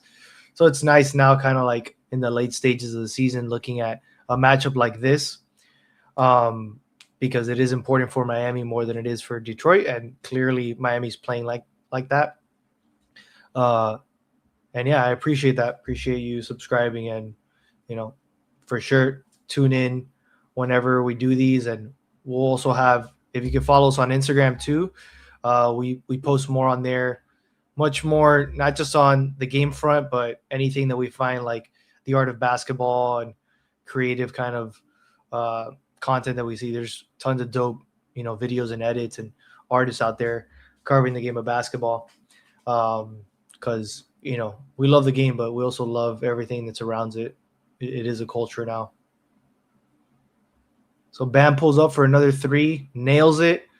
Oof, he's feeling it. 23-point lead again. That means that's his fourth three of the night. So he's killing it. That's more than enough. Like, you cannot expect your center to have that kind of performance on a regular. Like, it's incredible that we can even say he's capable of that while still being, look at that drive by Davion. So Miami continuing to put pressure on Detroit. It seems like they're not able to break that 23-point lead right now. Good defense on Cade by Bam there. Okay, this looks like a favorable matchup. Wide open for Larson, who nails it. That's a 26-point lead. It's getting a little bit out of hand here. This is exactly what you wanted to see if you were a Heat fan, not for Detroit.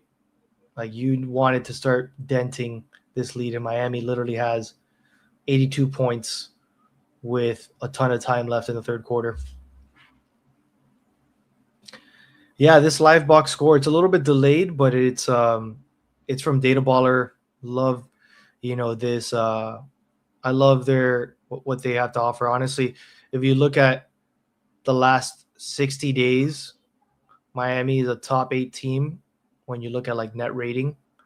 You look at the last 30 days, the Heat are actually a top 3 team, with Charlotte, which we just finished beating, and obviously the Spurs, who are playing out of their minds. But last 30 days, the Heat are plus 10, almost plus 11 net rating. So that puts them, and also fourth in offensive rating, and 6th in defensive rating.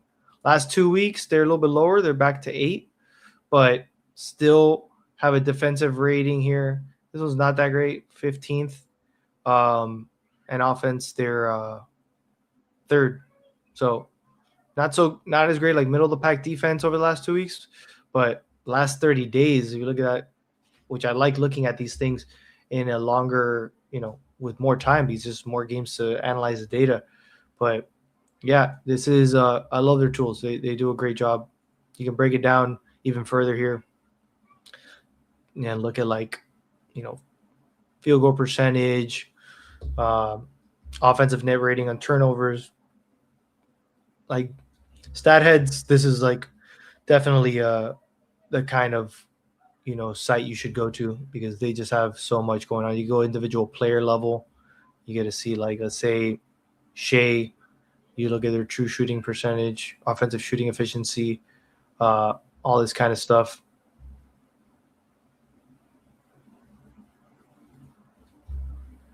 Yeah, I mean, I think these little cards are incredible. You got to look at, like, let's look at Cade and let's look at, like, Bam, and you just get to see, like, overall scoring stats, right? Like total shot attempts per 100. Obviously, Cade has a higher, um, you know, he shoots way more than Bam. But then you start looking at the defensive stuff, and, like, it's, Bam is just really good at certain things. Like, Cade is great for his position too. Like, but Bam has, both these guys are incredible. Cade, obviously, he's making a MVP, push. I don't think he wins it, but he definitely has his name up there in the conversation. But again, we can go back to the live look here. And again, Miami up 82-56. Yeah. Right, bro. Trust Pistons had it. Yeah. I thought they had it. I thought that they would be a way closer game, but this is not what you would expect. Miami definitely came prepared for this game. And again, like, just look at the contribution from their fourth, fifth, sixth guy all the way down to Yakachonis with 5 points.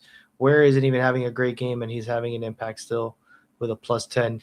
Like, this is what you want from a team. You want distribution. You want diversity of shooting and scoring. And I don't know what's up with the Pistons today. That, like, Tobias Harris is knocking on 10 now, but you needed way more from him to be in this game. Bam, nice little relocation. He airballs that, but it was the right shot to take there with his little elbow shot. Cade comes back, misses an elbow shot of his own coming off a screen. Gardner crashing the boards. Bam, trying to drive it. Let's see what he does here. Oof, that's a tough shot. Duren, again, that matchup is great. Like, Duren versus Bam, those two are really tough on defense. Gardner playing good defense there. Oof. Good rotations. Cade takes a shot. He nails it. That's his fifth 3 of the night. 5 of 6. Dude's killing it. Was that 5th or 6th?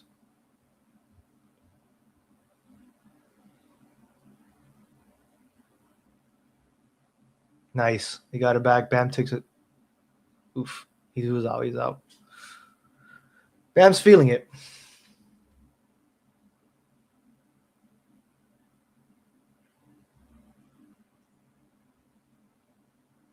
Yeah, Heat fans in here.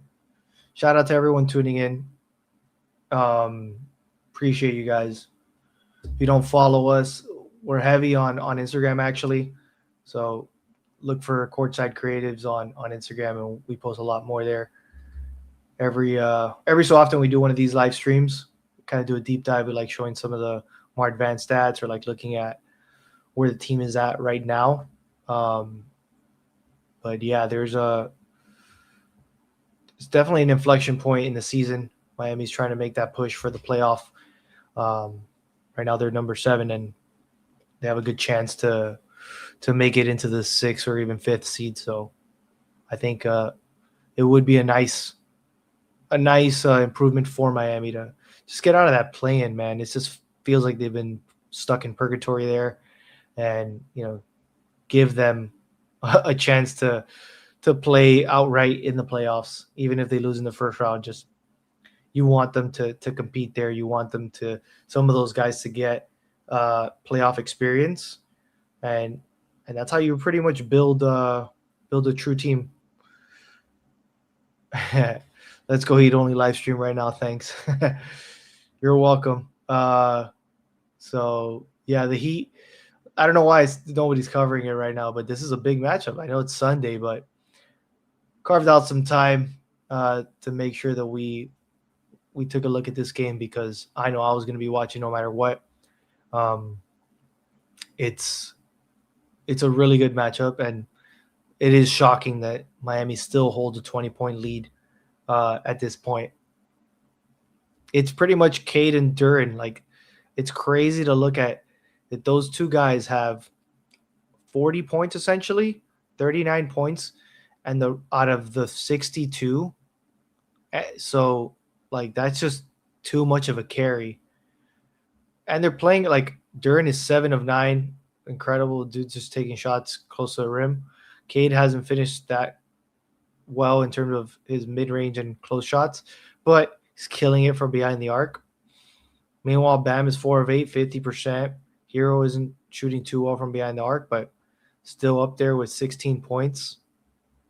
And Larson contributing with the 10 rebounds, 3 points, 3 rebounds, 3 assists.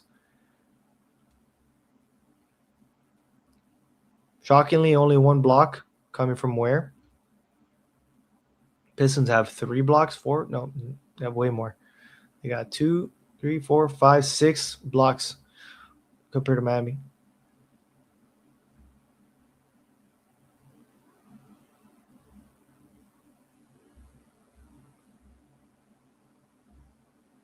All right, so it looks like Detroit challenged the play. Yeah, Rolly usually covers these games. Like that's definitely one of the streams. I know the guys from 5 Reasons cover it. There's a lot of guys that do this that you could tune into on a daily. Like I don't cover these daily, but we like tuning into these matchups. Question: do you think we're a tough matchup for whoever has to play us, even in the 8th seed? Oh yeah, like nobody really wants to play Miami, even if they think they could win in a 7-game series. Like they're not a sweep. Like it was bizarre last season, honestly, what happened with the Cavaliers. That was like such a rare thing. It was like it seemed like Miami was just deflated. They had no gas in them, and the Cavs were like clicking on all cylinders. But I think this season it's very different. Clearly on the offensive end, like it's a very different offense where we know how to push the pace. We're playing way different. Great defense there by Larson, but Duran finds a way to finish at the hoop. But yes, Miami is a tough matchup for whoever faces them in the first round. I don't think there's many teams that want to see them, even if they do believe that they could beat us in a 7-game series. Like that first round, you want to get it done in like 4 or 5 games. Well, it looks like they called Hero with an offensive foul here. I think he extended the elbow.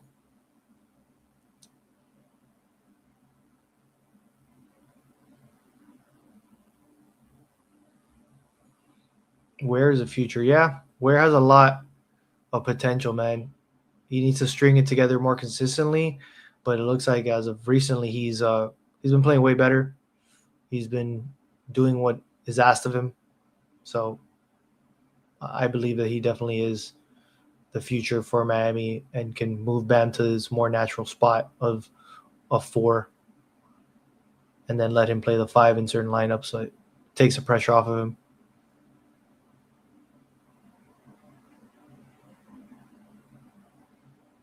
Hero pulls up for 3, nails it.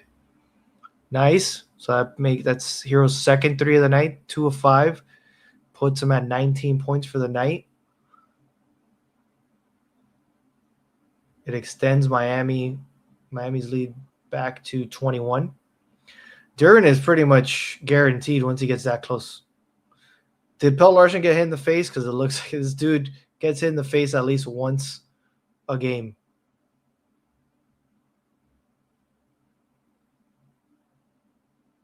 He for sure got hit in the face. Shout out to the X handle. Did Pelle Larsson get hit in the face? Because he literally gets hit in the face with the ball, dude. It's incredible. Oh no, with Bam Pork. Holy crap. It was friendly fire. That's rough.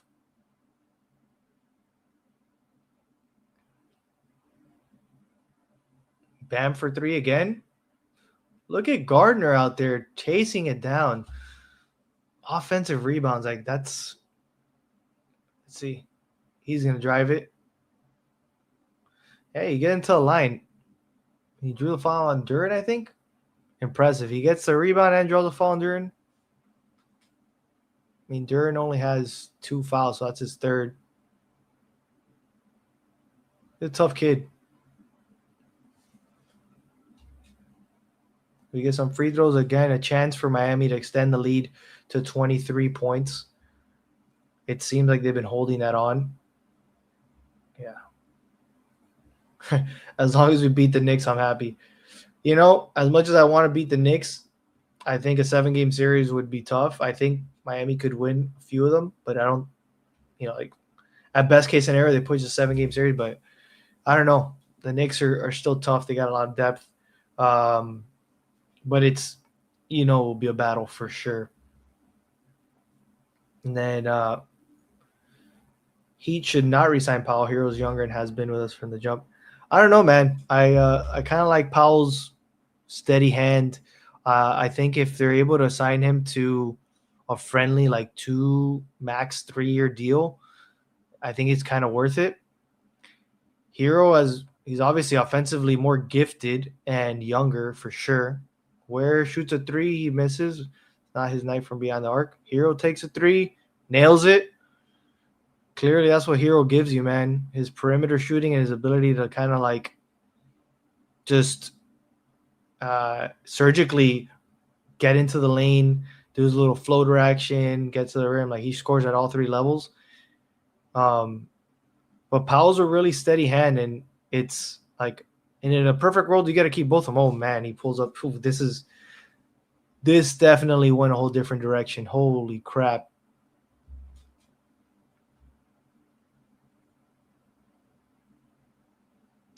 Holy crap, man!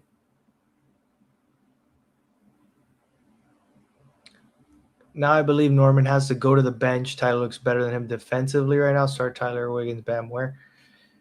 I think that they're gonna have a conversation, man. I don't think they're gonna have to stagger the guys anyway, because you can't just have them on 2 on the court at all times.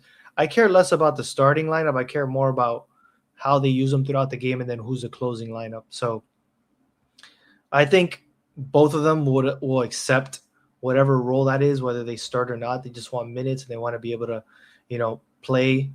Ideally, you have them both on the court when it matters. But yeah, it's awesome to be able to like say, hey, Hero's on the court, then you take him on, and then Bam comes in. Then Powell comes in, like that's awesome. So I don't know. It's going to be an interesting offseason with the contract situation. I do think that he can try to sign Powell to a relatively friendly deal. Yeah, Hero's the biggest question, honestly, because like you lock up a lot of the salary with him. He's clearly a great scorer. It's just a matter of, do you believe that you can keep acquiring talent to build around it and make this team a contender? That's the toughest thing to answer right now. We got some Miamians in the house, 305. We just came off 305 day a couple days ago. So rep the city for sure. We got, says Powell off the bench. Hero should start. Hero's earned that spot. He has in the short term, but Powell also, you can't deny what his contribution was for a majority of the season. I think we're looking at the short term, but yeah, I think I care less about who starts. Honestly, I care more about these matchups and who plays in key points of the game, especially in the closing lineups.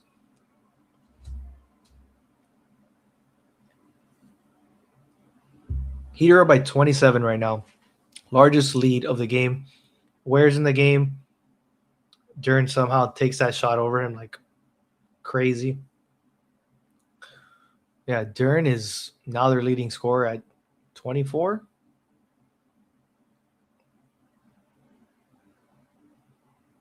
Hawk is cutting, putting himself in the right spot. Davion with the perfect dish. What does Davion have in assists? Davion with 4 assists, no turnovers.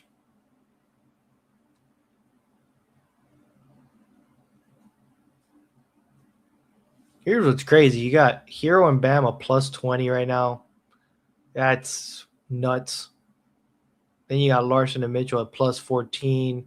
Even Gardner and Ware plus 14, plus 15. And look, the Pistons are sending their guys to the bench. So I don't know. This might be, if Miami keeps this lead, it's going to be, it might be an early night. They might not be coming back into the game.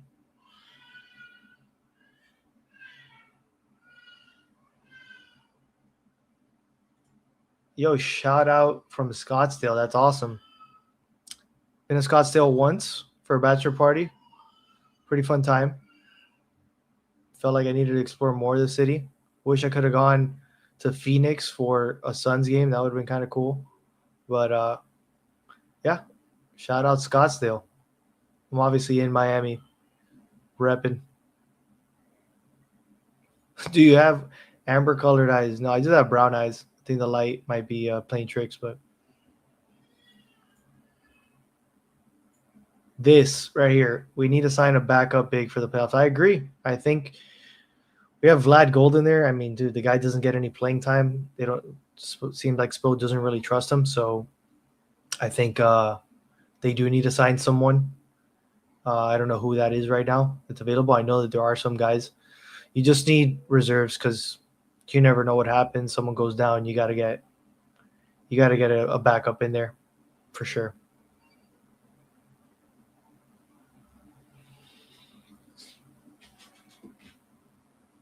Yeah, the Pistons bench right now looks pretty dejected. They just haven't. I mean, having 71 points with the third quarter nearing an end, it's that's tough, man. Like you can't win. Like the Heat are about to break the 100-point mark completely. So I was wrong that the Heat, I didn't think that he could score 120 on them, but they're on pace for that for sure. Now, whoever said I think it was 230 was the total score that they were trying to break. Yeah, the Pistons alone will keep it below that. So I think that if you bet under that, you're good. It's not the way I thought it would play out. That'd be low 100s for both teams, but it seems like there's no chance that the Pistons are going to break the 100-point mark at this point. Yeah, the Heat right now are playing incredible basketball. This would be 5 straight if they hold on to this. And yeah, it's a nice distribution of scoring tonight. And what's awesome, this is what's going to be awesome. You're going to get some of these younger guys getting more minutes in the fourth because they're probably going to rest their starters at this point. Like this game is pretty much done. Which, yeah, this is rare for Miami to put a team away this early. This is some like Oklahoma City Thunder shit. It's not what you expect from Miami. But yeah, Ware with the nasty block on Stewart. Larson with the pass to Jaquez, who gets fouled, I think. Nah, he just gets stripped. But Ware gets his second block there. Ware has 4 points, 4 rebounds, and 2 blocks. Amazing.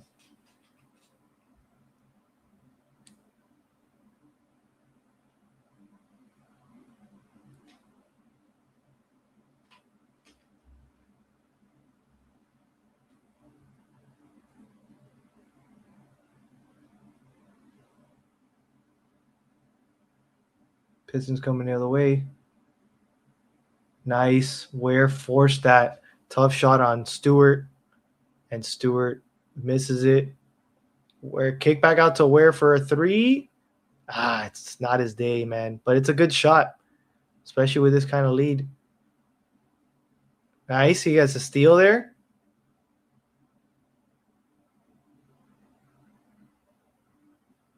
Ooh.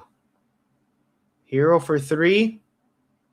Bam kicks it. I mean, Ware punches it out, but I think it's out on the Heat.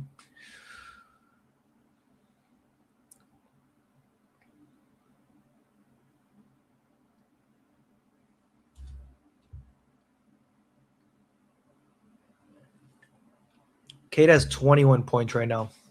21 and 10. 10 assists.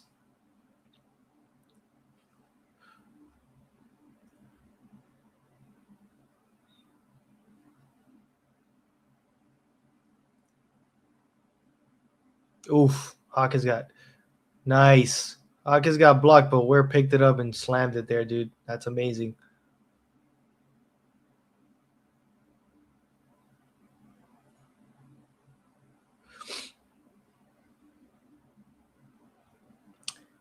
Yeah, I mean, he didn't start today. Again, the starting thing is almost with the Heat, not even that much of an issue. It's more about total playing time.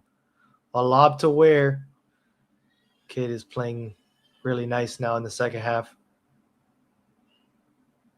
I agree. I mean, I would love for him to start, but clearly today he didn't start, and it didn't matter. Like we're dominating the number one team in the East. They had Myron Gardner start, but then he's, you know what I mean? Like Myron Gardner has played 14 minutes, Ware now is at 18 minutes, and he's probably going to get way more, almost play the entire fourth quarter. So again, as long as he gets playing time, oof. Hawkins tried dunking that, missed it, missed the putback. Oof.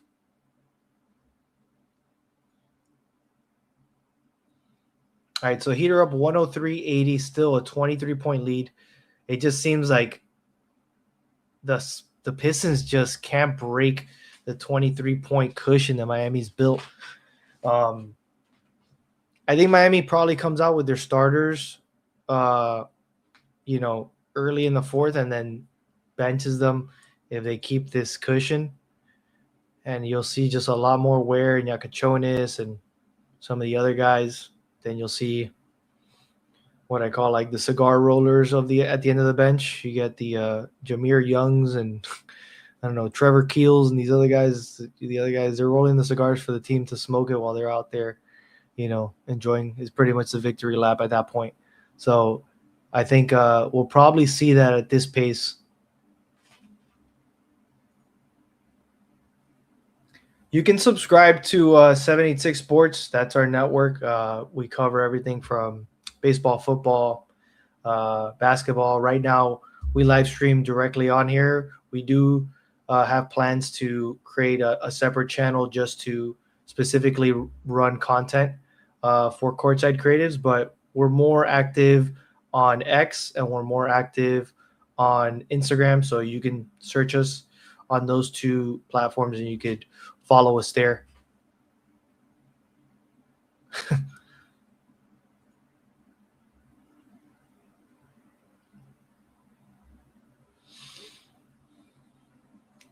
Amber energy.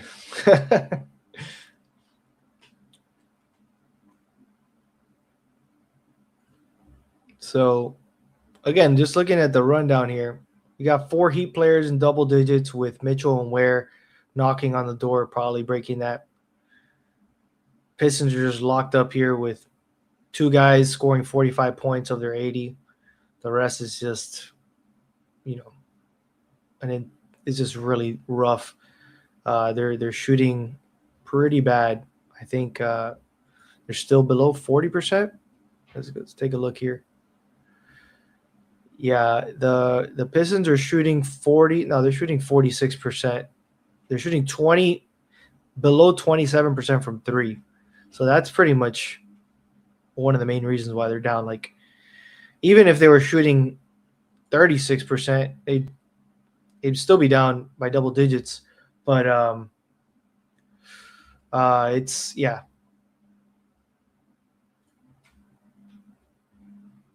where Triple J, Kaz, Hero, Bam should be the starting 5. I don't think Kaz should start yet. I think he still has a little bit to learn. I'm fine with him coming off the bench. I like Davion starting. But yeah, I would prefer it's some mix of Davion, Hero.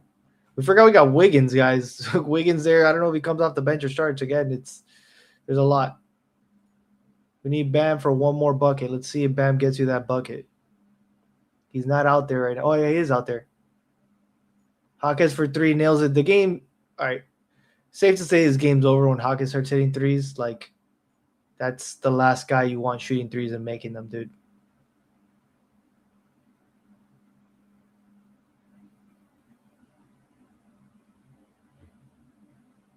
Where's Paul Reed?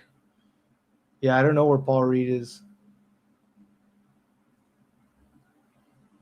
Yeah, Cachona's got blocked there. Jaquez with the hands, but they get the ball. Is this Paul Reed here?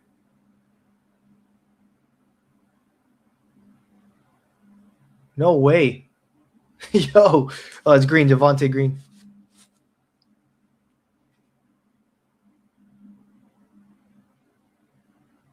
What just happened there? That's bizarre, and he let it go. Anyway, he ball. 100%. Davion is better now. Kaz, yeah. Next season, I think there's an argument that Kaz should start or should fight for the starting spot. But this year, Spose is trusting the vets in Davion and Drew. But the fact that Kaz even fought to get playing time with those two guys still in the mix is impressive. Like it's not easy for Spo to do. So he's obviously earned it. It's a matter of continuing to do so.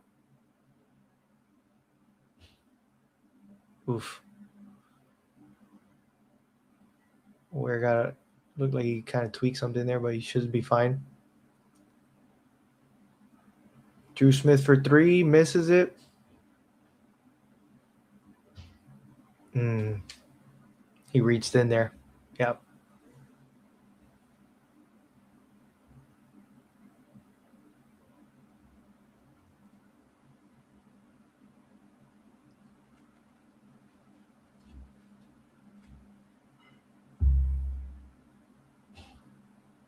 Cade drives, draws a foul. So you still need Bam to make another shot, huh? But Cade's, working his way back. He has 21 points. He's probably going to get 2 more here. It's Pistons ball. Cade's at the line. Cade's at the line for 2 right now.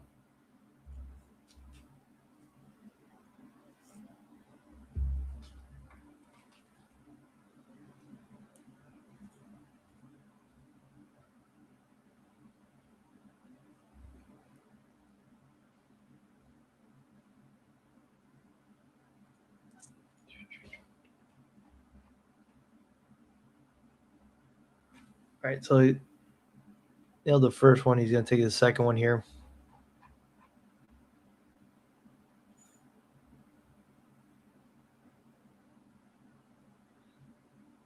The Pistons caught up in points in the paint. It's almost virtually tied now.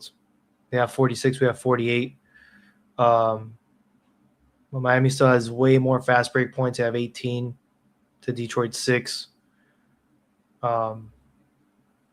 And the bench points is obviously the biggest difference. Miami has 37 and they have 21. So, yeah, it's going to be a rough go when your bench doesn't show up, man. And here's the shocking one. Miami only has 4 turnovers the entire game.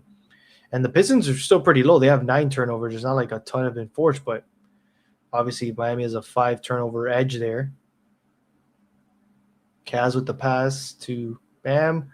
Hyman with a long 3. That's kind of crazy. He doesn't really have that range. Oh, Kaz with the quick hands. Open for 3. Nails it. Let's go. 2 threes tonight. He has 8 points. Heads up play. You gotta love his hustle, his sticking with the play and being able to like create that opportunity, and then they rewarded him with an open 3. All right, Miami gets a rebound, hit ahead for Jaquez. Quick little layup there. Miami in full control here. Jaquez extends his point total to 19. Yeah, now at this point, you need Bam to get it because it looks like they might start clearing the bench soon.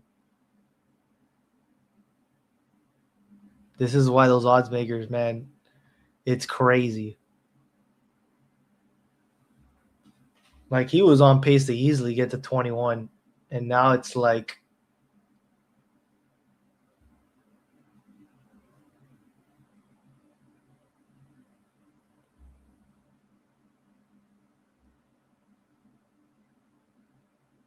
I mean, Cade still has a crazy stat line there.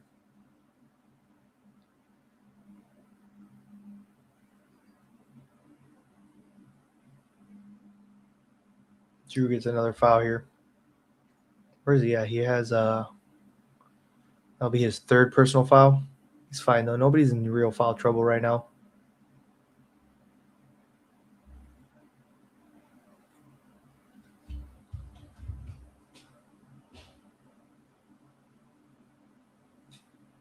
Cade for three. Dude, he's automatic today. Holy shit.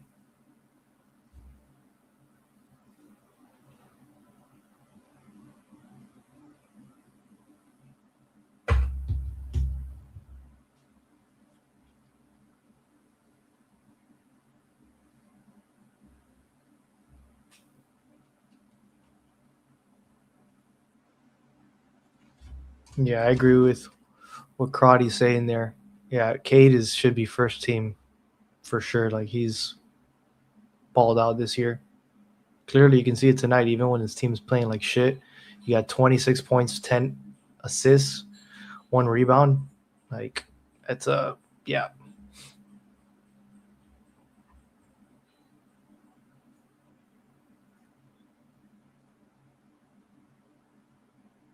Ooh,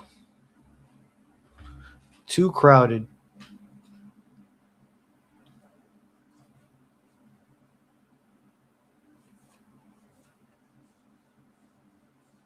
Great pass by Cade, but Stewart couldn't finish it. Gets a putback though. There you go. You see, they haven't had to dispose pissed off, dude. Man, 111 to 85. Spose pissed. 87. Sorry. That's the kind of fire this guy has. He doesn't care how much they're up by. He's like doesn't like when you allow teams to get those second chance points and out rebound you. So at least the fact that they're making a little push, probably means that they'll keep the same lineup out there for whoever still needs Bam and Cade to score whatever they got to score. Um, I didn't put any bets on this game. I'm doing it for the love of the game, but still interesting to watch those lines because it's crazy how close they get.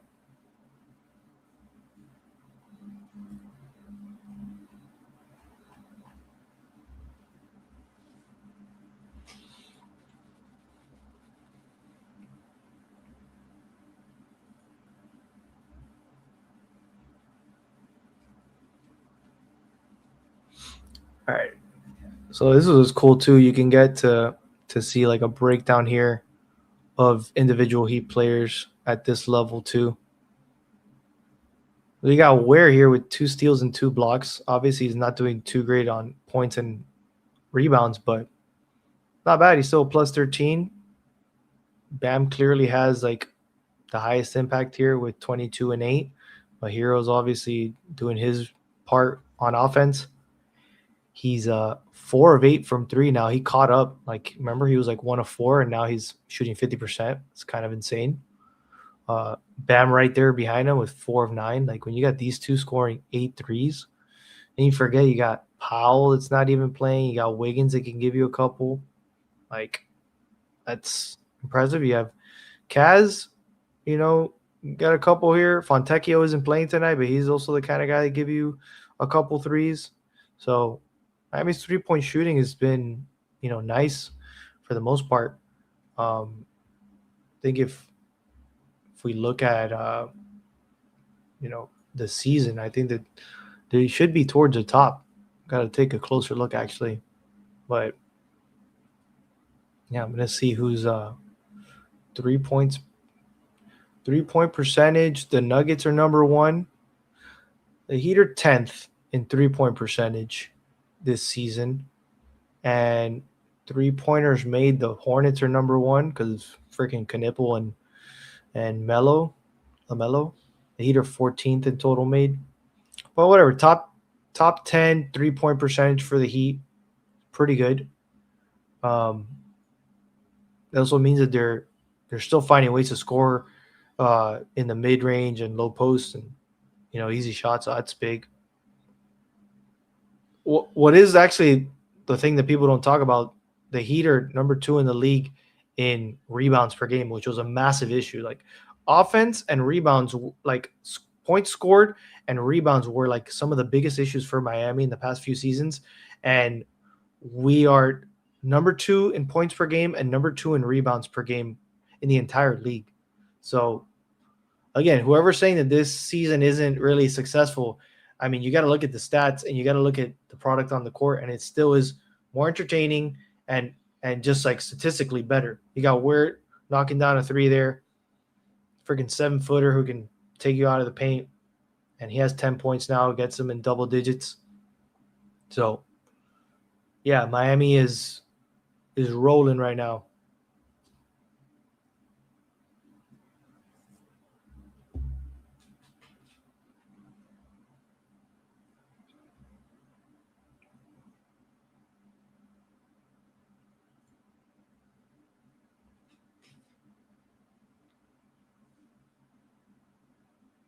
Pistons have been exposed.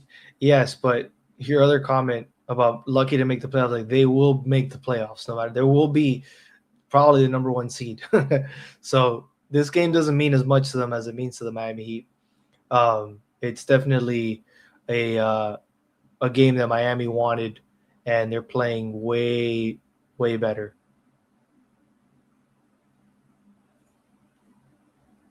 I agree. Like you see the way that this team is played, offense alone, we were struggling to get 110 points in the past few seasons.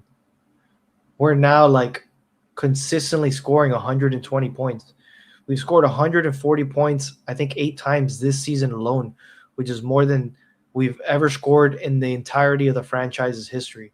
So again, if you're in attendance to any of those games, that's awesome to see 140 points scored while you're there. That's a lot of action. That's a lot of offense. So to each their own. People can criticize what they want, but being a Heat fan for a longer term, you know that this is a season that's at least worth appreciating and watching, because there's just a lot more to it.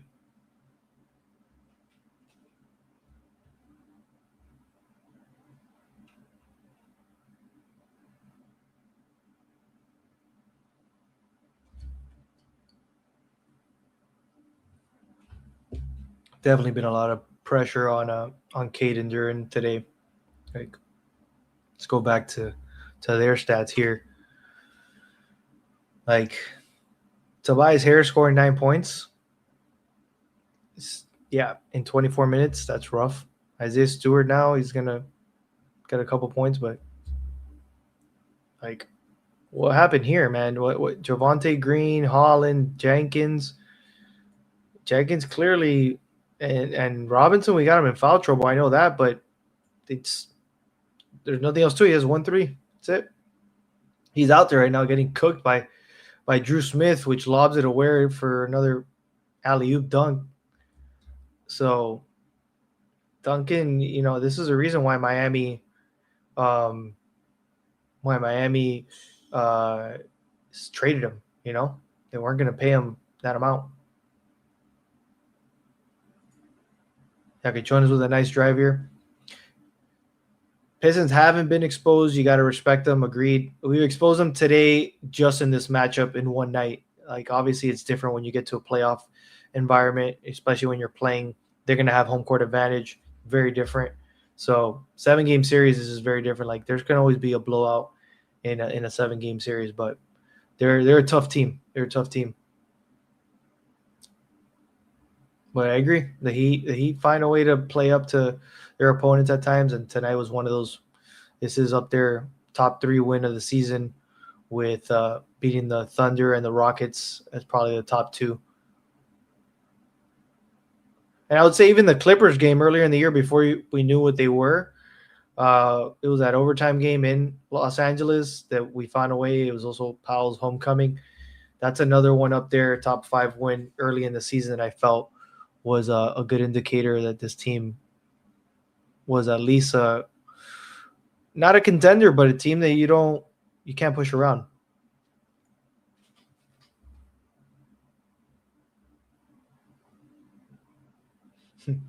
Jenkins got his money and then reverted back to his G League level. Yeah, I mean, I don't know how he's been playing, um, recently, but yeah, it definitely looks like he hasn't kept up with what he was doing earlier in the year.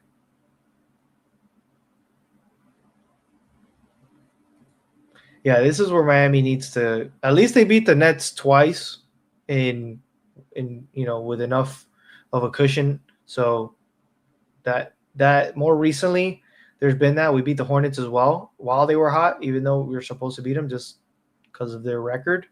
But yeah, this season there's been a couple losses that just shouldn't have happened.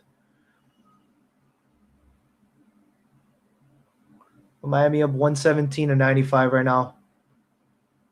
Bam driving it in with a nice little scoop there. There it is. There's your Bam. Whoever needed Bam to score another bucket, you got it.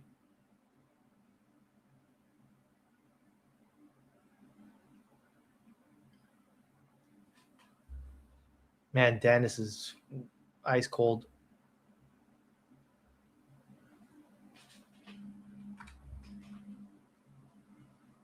Yeah, I mean they're gonna score there with that many attempts, but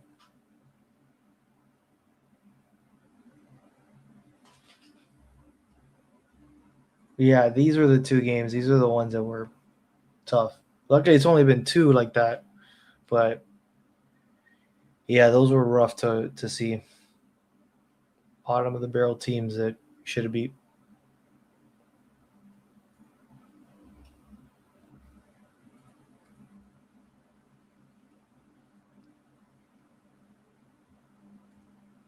So as we look at, let's look at Miami's upcoming games here. This one was a big one for sure. But let's see what the outlook is for the next few games. So you got, so we play the Wizards on in 2 days on March 10th. So that should be a win. Then you play the Bucks, which aren't playing great. They do play as tough, um, and Giannis is a problem, but Miami should have enough to beat them. And then I guess the big one again is going to be against the Magic on March 14th. Just because they've had our number this year, um, Miami should take one of them. I think that's the one. So, I mean, in an ideal world, that means that you're you're on an 8-game win streak at that point. That's a lot to ask for, but hey, I would say that out of the next 3 games, the Wizards, the Bucks, and the Magic, the Heat should at least win 2 of those, and then we play the Hornets again at Charlotte. Um, should beat them, but I mean they're hot still. Who knows? And then you get a West Coast run. That's going to be tough. You get the Lakers, the Rockets. The Lakers come to Miami, but playing West Coast teams. The Lakers, the Rockets, and then the Spurs. And that one's going to be nationally televised on March 23rd. We might live stream that one. But yeah, that's going to be a rough one. If Miami can honestly take one of those 3 games, I'd be surprised. We found ways to beat the Spurs, so um, you know, okay, we have some comments here. Uh, we got a how about that Ivy trade? Honestly, it seems like yeah, ideally you wanted to keep Ivy, but the way that Ivy's talking, I don't know if you've heard some of his kind of like interviews. He seems kind of like a different person. He seems like he almost like doesn't want to play basketball. He's like I'm not the same person anymore, even though he's still very young. Like it's I don't know. I feel like he's going through some stuff, and those surgeries kind of got to his head. I don't know if it actually changed, his physical capabilities, but he sounds like not the same guy you drafted, not the same guy that you hoped would play at an all-star level if he reaches full potential. But yeah, let's see.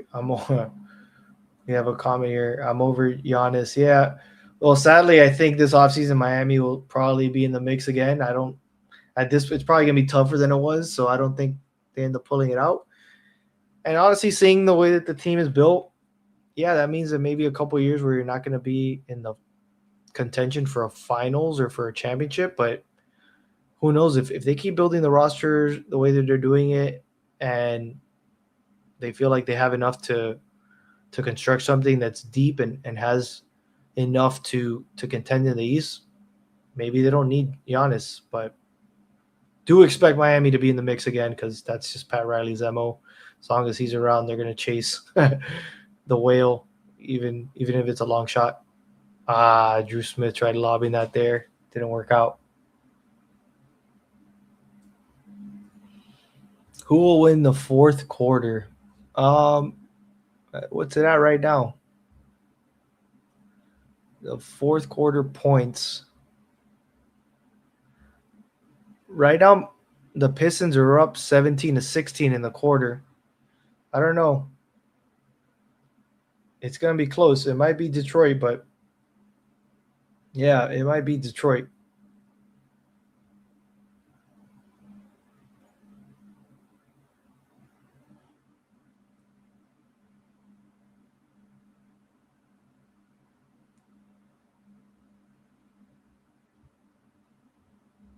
Miami still up by 19.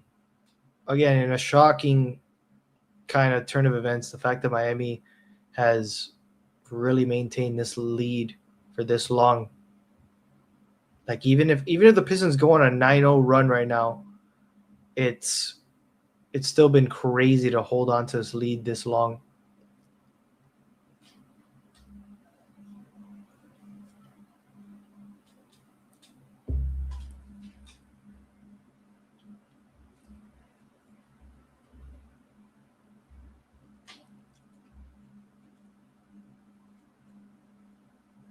And it's safe to say that Hero and Bam, are they going to check him out at some point? Hero's not in. Yeah, Gardner's coming back in. Bam is still out there. Gardner's coming in for Hawkes.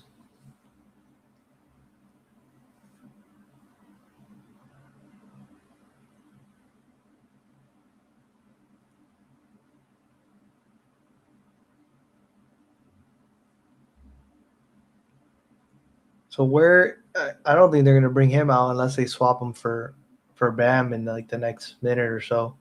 But Ware got 26 minutes. It's pretty solid.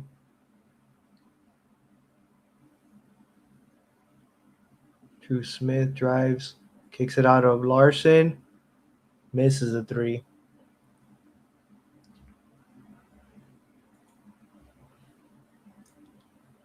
Yeah, it looks like it. He'd have one of the best benches in the league for sure. I don't know where they stack up, in terms of actual rank.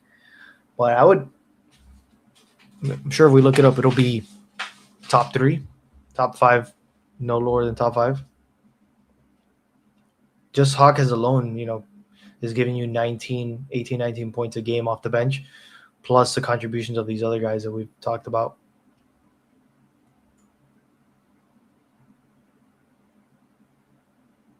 Wow, Vlad Golden appearance, guys. Bam goes, yeah, so Ware ain't coming back. They just threw in their third stringer. He played at FAU. He played at Michigan. Pretty good rebounder, but he's not, there's his rebound. But he's not known for his offense or even being like a perimeter shooter or anything like that. I think he's pretty decent at setting screens, but defensively, I also think he's, some people don't say he's that great. Jump ball.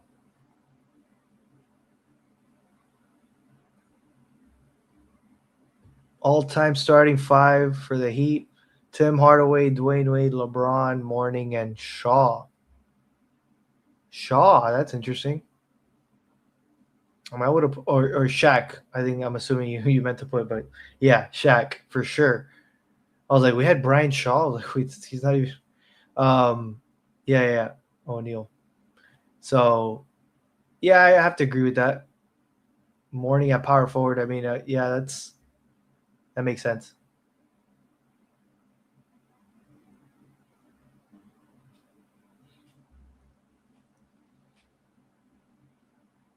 All right, so he 119, 105 right now with 121 left. Looks like they're still in control. Kaz easy blow by to the rim and gets that layup. Puts him at 12 points for the game. Yeah. Reminder, guys, Norman Powell and Wiggins are hurt, and we perform this way. The depth is serious. Like, this is a great next man up situation. And Miami got contributions from Drew Smith, even Gardner, giving you 4 rebounds and, little things. These are the kind of things you need from those guys that are next man up to fill in the gaps and step up when you're playing the best team in the East. So you got the cigar rollers are out. Trevor Keels is out now. You got the back of the bench. I don't know if Jameer Young is even out there. I think he's back in the G League. But when you got Vlad Golden and Trevor Keels, you know that the game's over.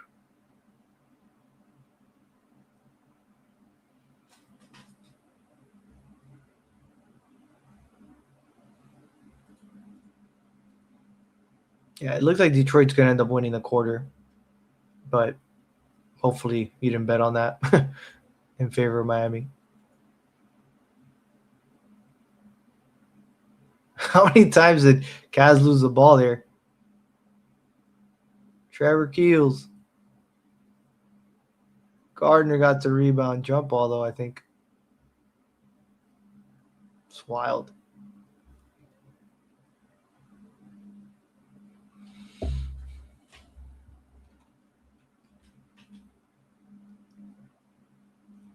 All right, so let's already look ahead here.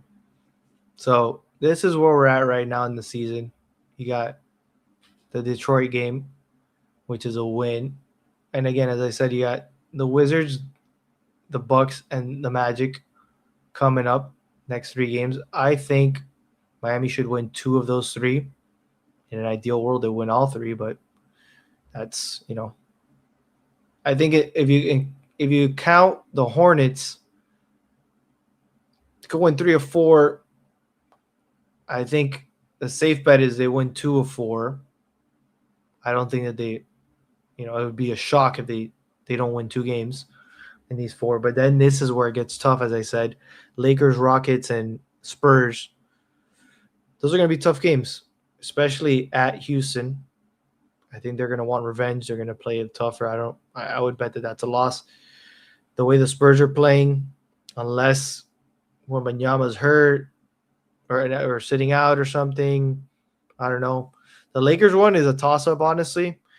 Their lineups are kind of weird and they don't have as much depth. Obviously, Luka can put up 40 any night, so that's always going to be scary. And I don't know what the status of LeBron James is.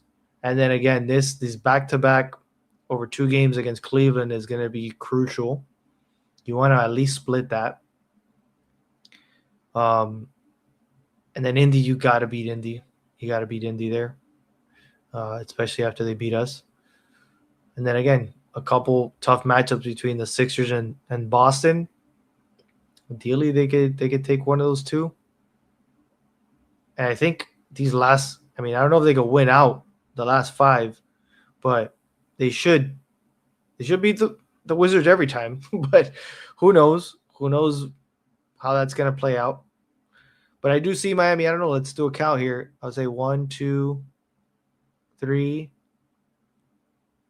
4, 5, 6, 7, 8, 9, 10.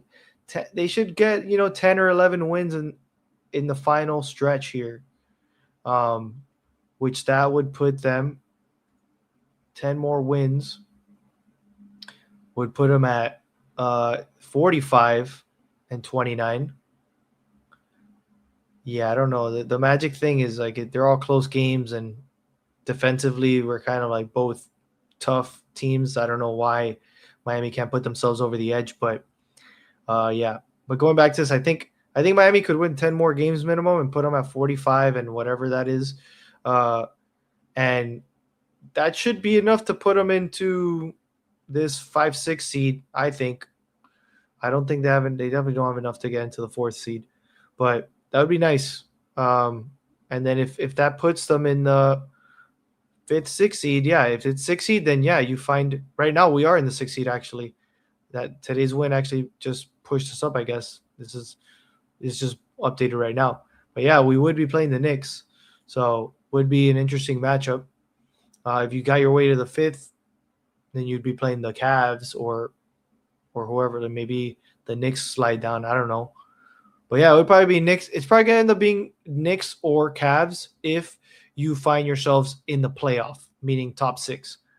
So that's what you got to look out for if you're the Heat. So again, that makes it even more important when you look at those back-to-back matchups against the Cavaliers. Coming up in I think it's next month. That's going to be a nice indicator of like what you can expect that kind of series to go. And I believe the Heat beat the Knicks this year once, right? So that was also, I think, a big win. I'd be wrong on that one. But yeah, that's what we're looking at for the Miami Heat. I think that you'll see them in the top 6 playing either the Cavs or the Knicks.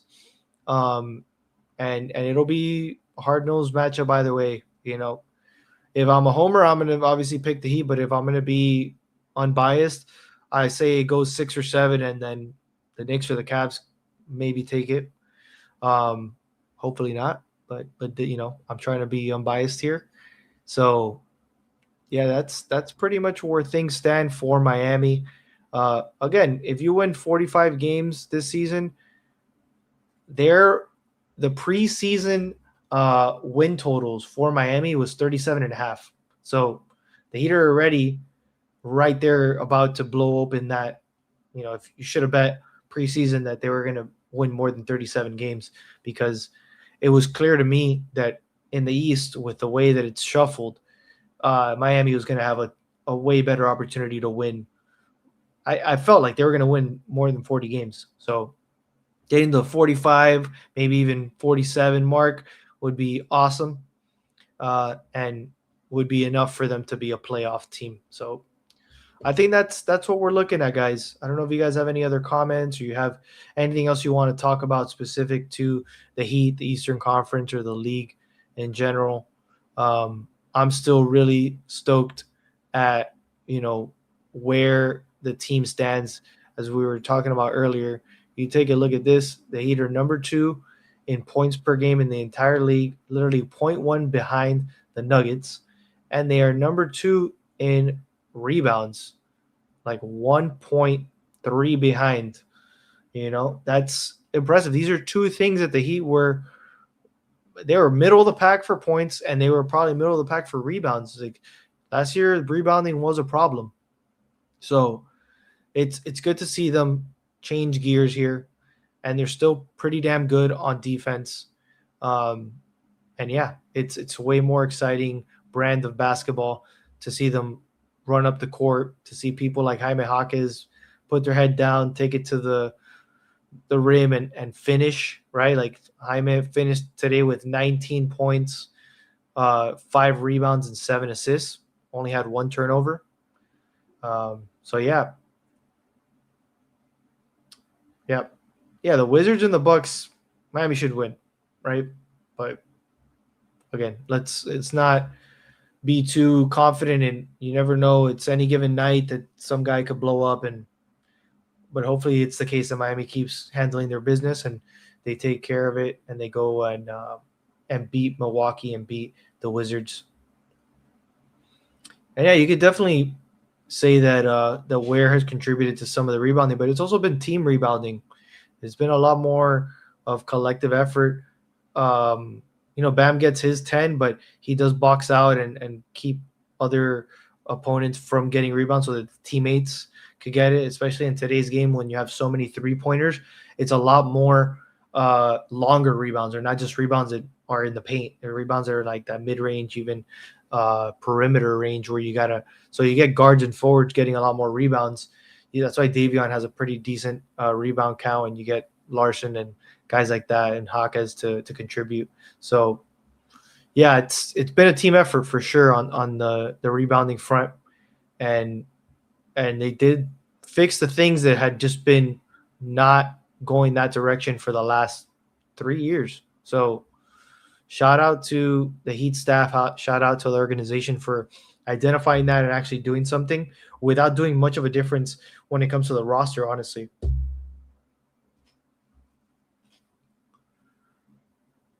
Yeah. The NBA hates Miami, and I don't know why.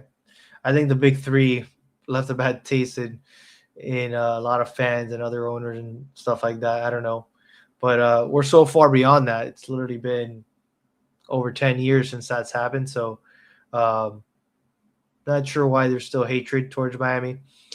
But what you can't deny is that they're not an easy out. They're outside of maybe last season being the outlier with the Cavaliers. They're a team that most other teams don't like to match up against, and they're going to play hard. They're going to play defense first, and they're going to now actually come at you with an offense that's different, dynamic, and can actually score. 120 points per game is nothing to mess around with. So they finished tonight with 121. They held Detroit at 110. A nice, 11-point victory. But for most of the game, they had a 20-point plus gap. So it's fun to see. If you're a Heat fan, you should have hope. You should be excited for the guys that are stepping up and making this game watchable. Honestly, there were stretches last season that it was tough to watch. That half court offense was just like brutal. Yeah, the Orlando game, that's the next one to circle on the calendar and see if Miami can get over the hump and take that leap and stop. Like Orlando having our number this season is not fun. They've usually been the younger brother in the state, so Miami needs to reclaim that even in the division, right? So I think that that's what Miami needs to focus on next. Take care of business in the next 3 games. If you can extend it to, we have 5 wins in a row. If we can extend it to 7 or 8, that'd be amazing. And then take it one game at a time. After that, it gets a little bit more tough. Definitely some guys out there that don't necessarily say the best things about Miami. Definitely Bill Simmons. He doesn't care about it. He's like outright says he hates Miami because he's a Boston guy. But at least I respect that he outright says it versus the other guys kind of like just say things that overwhelmingly lean one way versus the other. But that's why at least our coverage is always going to try and be as unbiased as possible, knowing that we're coming from the perspective of Heat fans or someone that grew up watching the Heat. I'm still going to shout out other teams, even if I hate them. Like literally the Celtics and the Knicks are playing great basketball to be in the top 3. As much as you have the rivalries, you can't say much other than they earned their spots so far. And we love the game. I love the game of basketball, period. And I have League Pass. I'll watch other games. I'm always curious to see how other teams play. So, that's the way we're going to treat it. We're not going to have these hot takes. We're not going to be out here telling you that this guy sucks and, just bashing a team just because they're a rival. Like, you got to give respect to the other players, the other teams that are out there. And I think the Heat has always been an organization that tries to handle their business with class. And it's good to be able to have fandom for an organization that operates this way. And then Giannis, the Giannis situation, the back and forth, that's unfortunate. It seemed to me like it was more about the organization also leveraging him, saying like, hey, let's just see what's out there.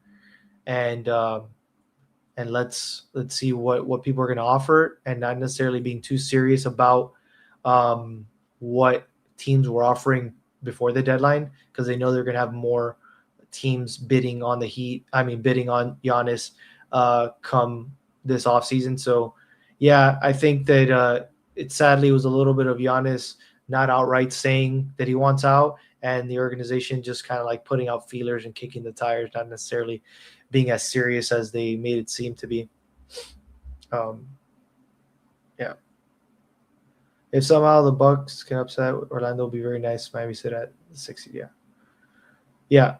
Yeah. I think again those next 3 games we see if we could win all 3, but at least win 2 of the 3. Honestly. Yeah. Respect. Yeah, exactly. For sure. The Knicks and the Celtics are up there in terms of rivalries when it comes down to it. I'm not a fan of their teams, but whatever. Let's 7-game series. Leave it all on the line. Whoever wins, let the best team win, and that's always fun. There's some amazing history there, and hopefully there's more history to come. And the Heat continue to build their roster in a way that makes it so that they can match up against those teams and give them a fight and hopefully come out on top. Again, in my opinion, if the Heat can escape the first round this season in the playoffs, that's more than enough. Like I don't expect them to get past the second round or get to the Eastern Conference Finals. It's tough. It's tough. I think that the thing right now is like obviously we can match up well against the Pistons. We got to see how we match up against the Celtics and the Cavs, and that's really all there is to it. I think that there's a lot more basketball to be played. We'll see how the team finishes. It seems like they came out of the All-Star break firing on all cylinders, and I think that's really where they stand. Again, thank you guys for tuning in. I think we're going to wrap it up here. We'll pick another date on the calendar for us to do another live stream. Nico asking, how do you see the Hornets tonight? Who are they matched up against? I haven't been looking at their schedule real quick. Let me see who's coming up. It is the Hornets versus the Suns. It's in Phoenix, honestly. I think Phoenix might have the edge there, but it's gonna be close because, the thing is that the Suns play better defense than the Hornets do. The Hornets have a little bit more firepower, I think, but they also, the Suns also got Jalen Green back. So if I had to bet, maybe put some money on the Suns there. I don't know what the line is, but yeah, I think the Suns might have the edge. But again, we'll wrap it up here. Appreciate you guys. If you're not subscribed to 786 Sports, please do so. Follow us on Instagram and X at Courtside Cre8ives. And till next time, appreciate y'all. Have a good night. See you.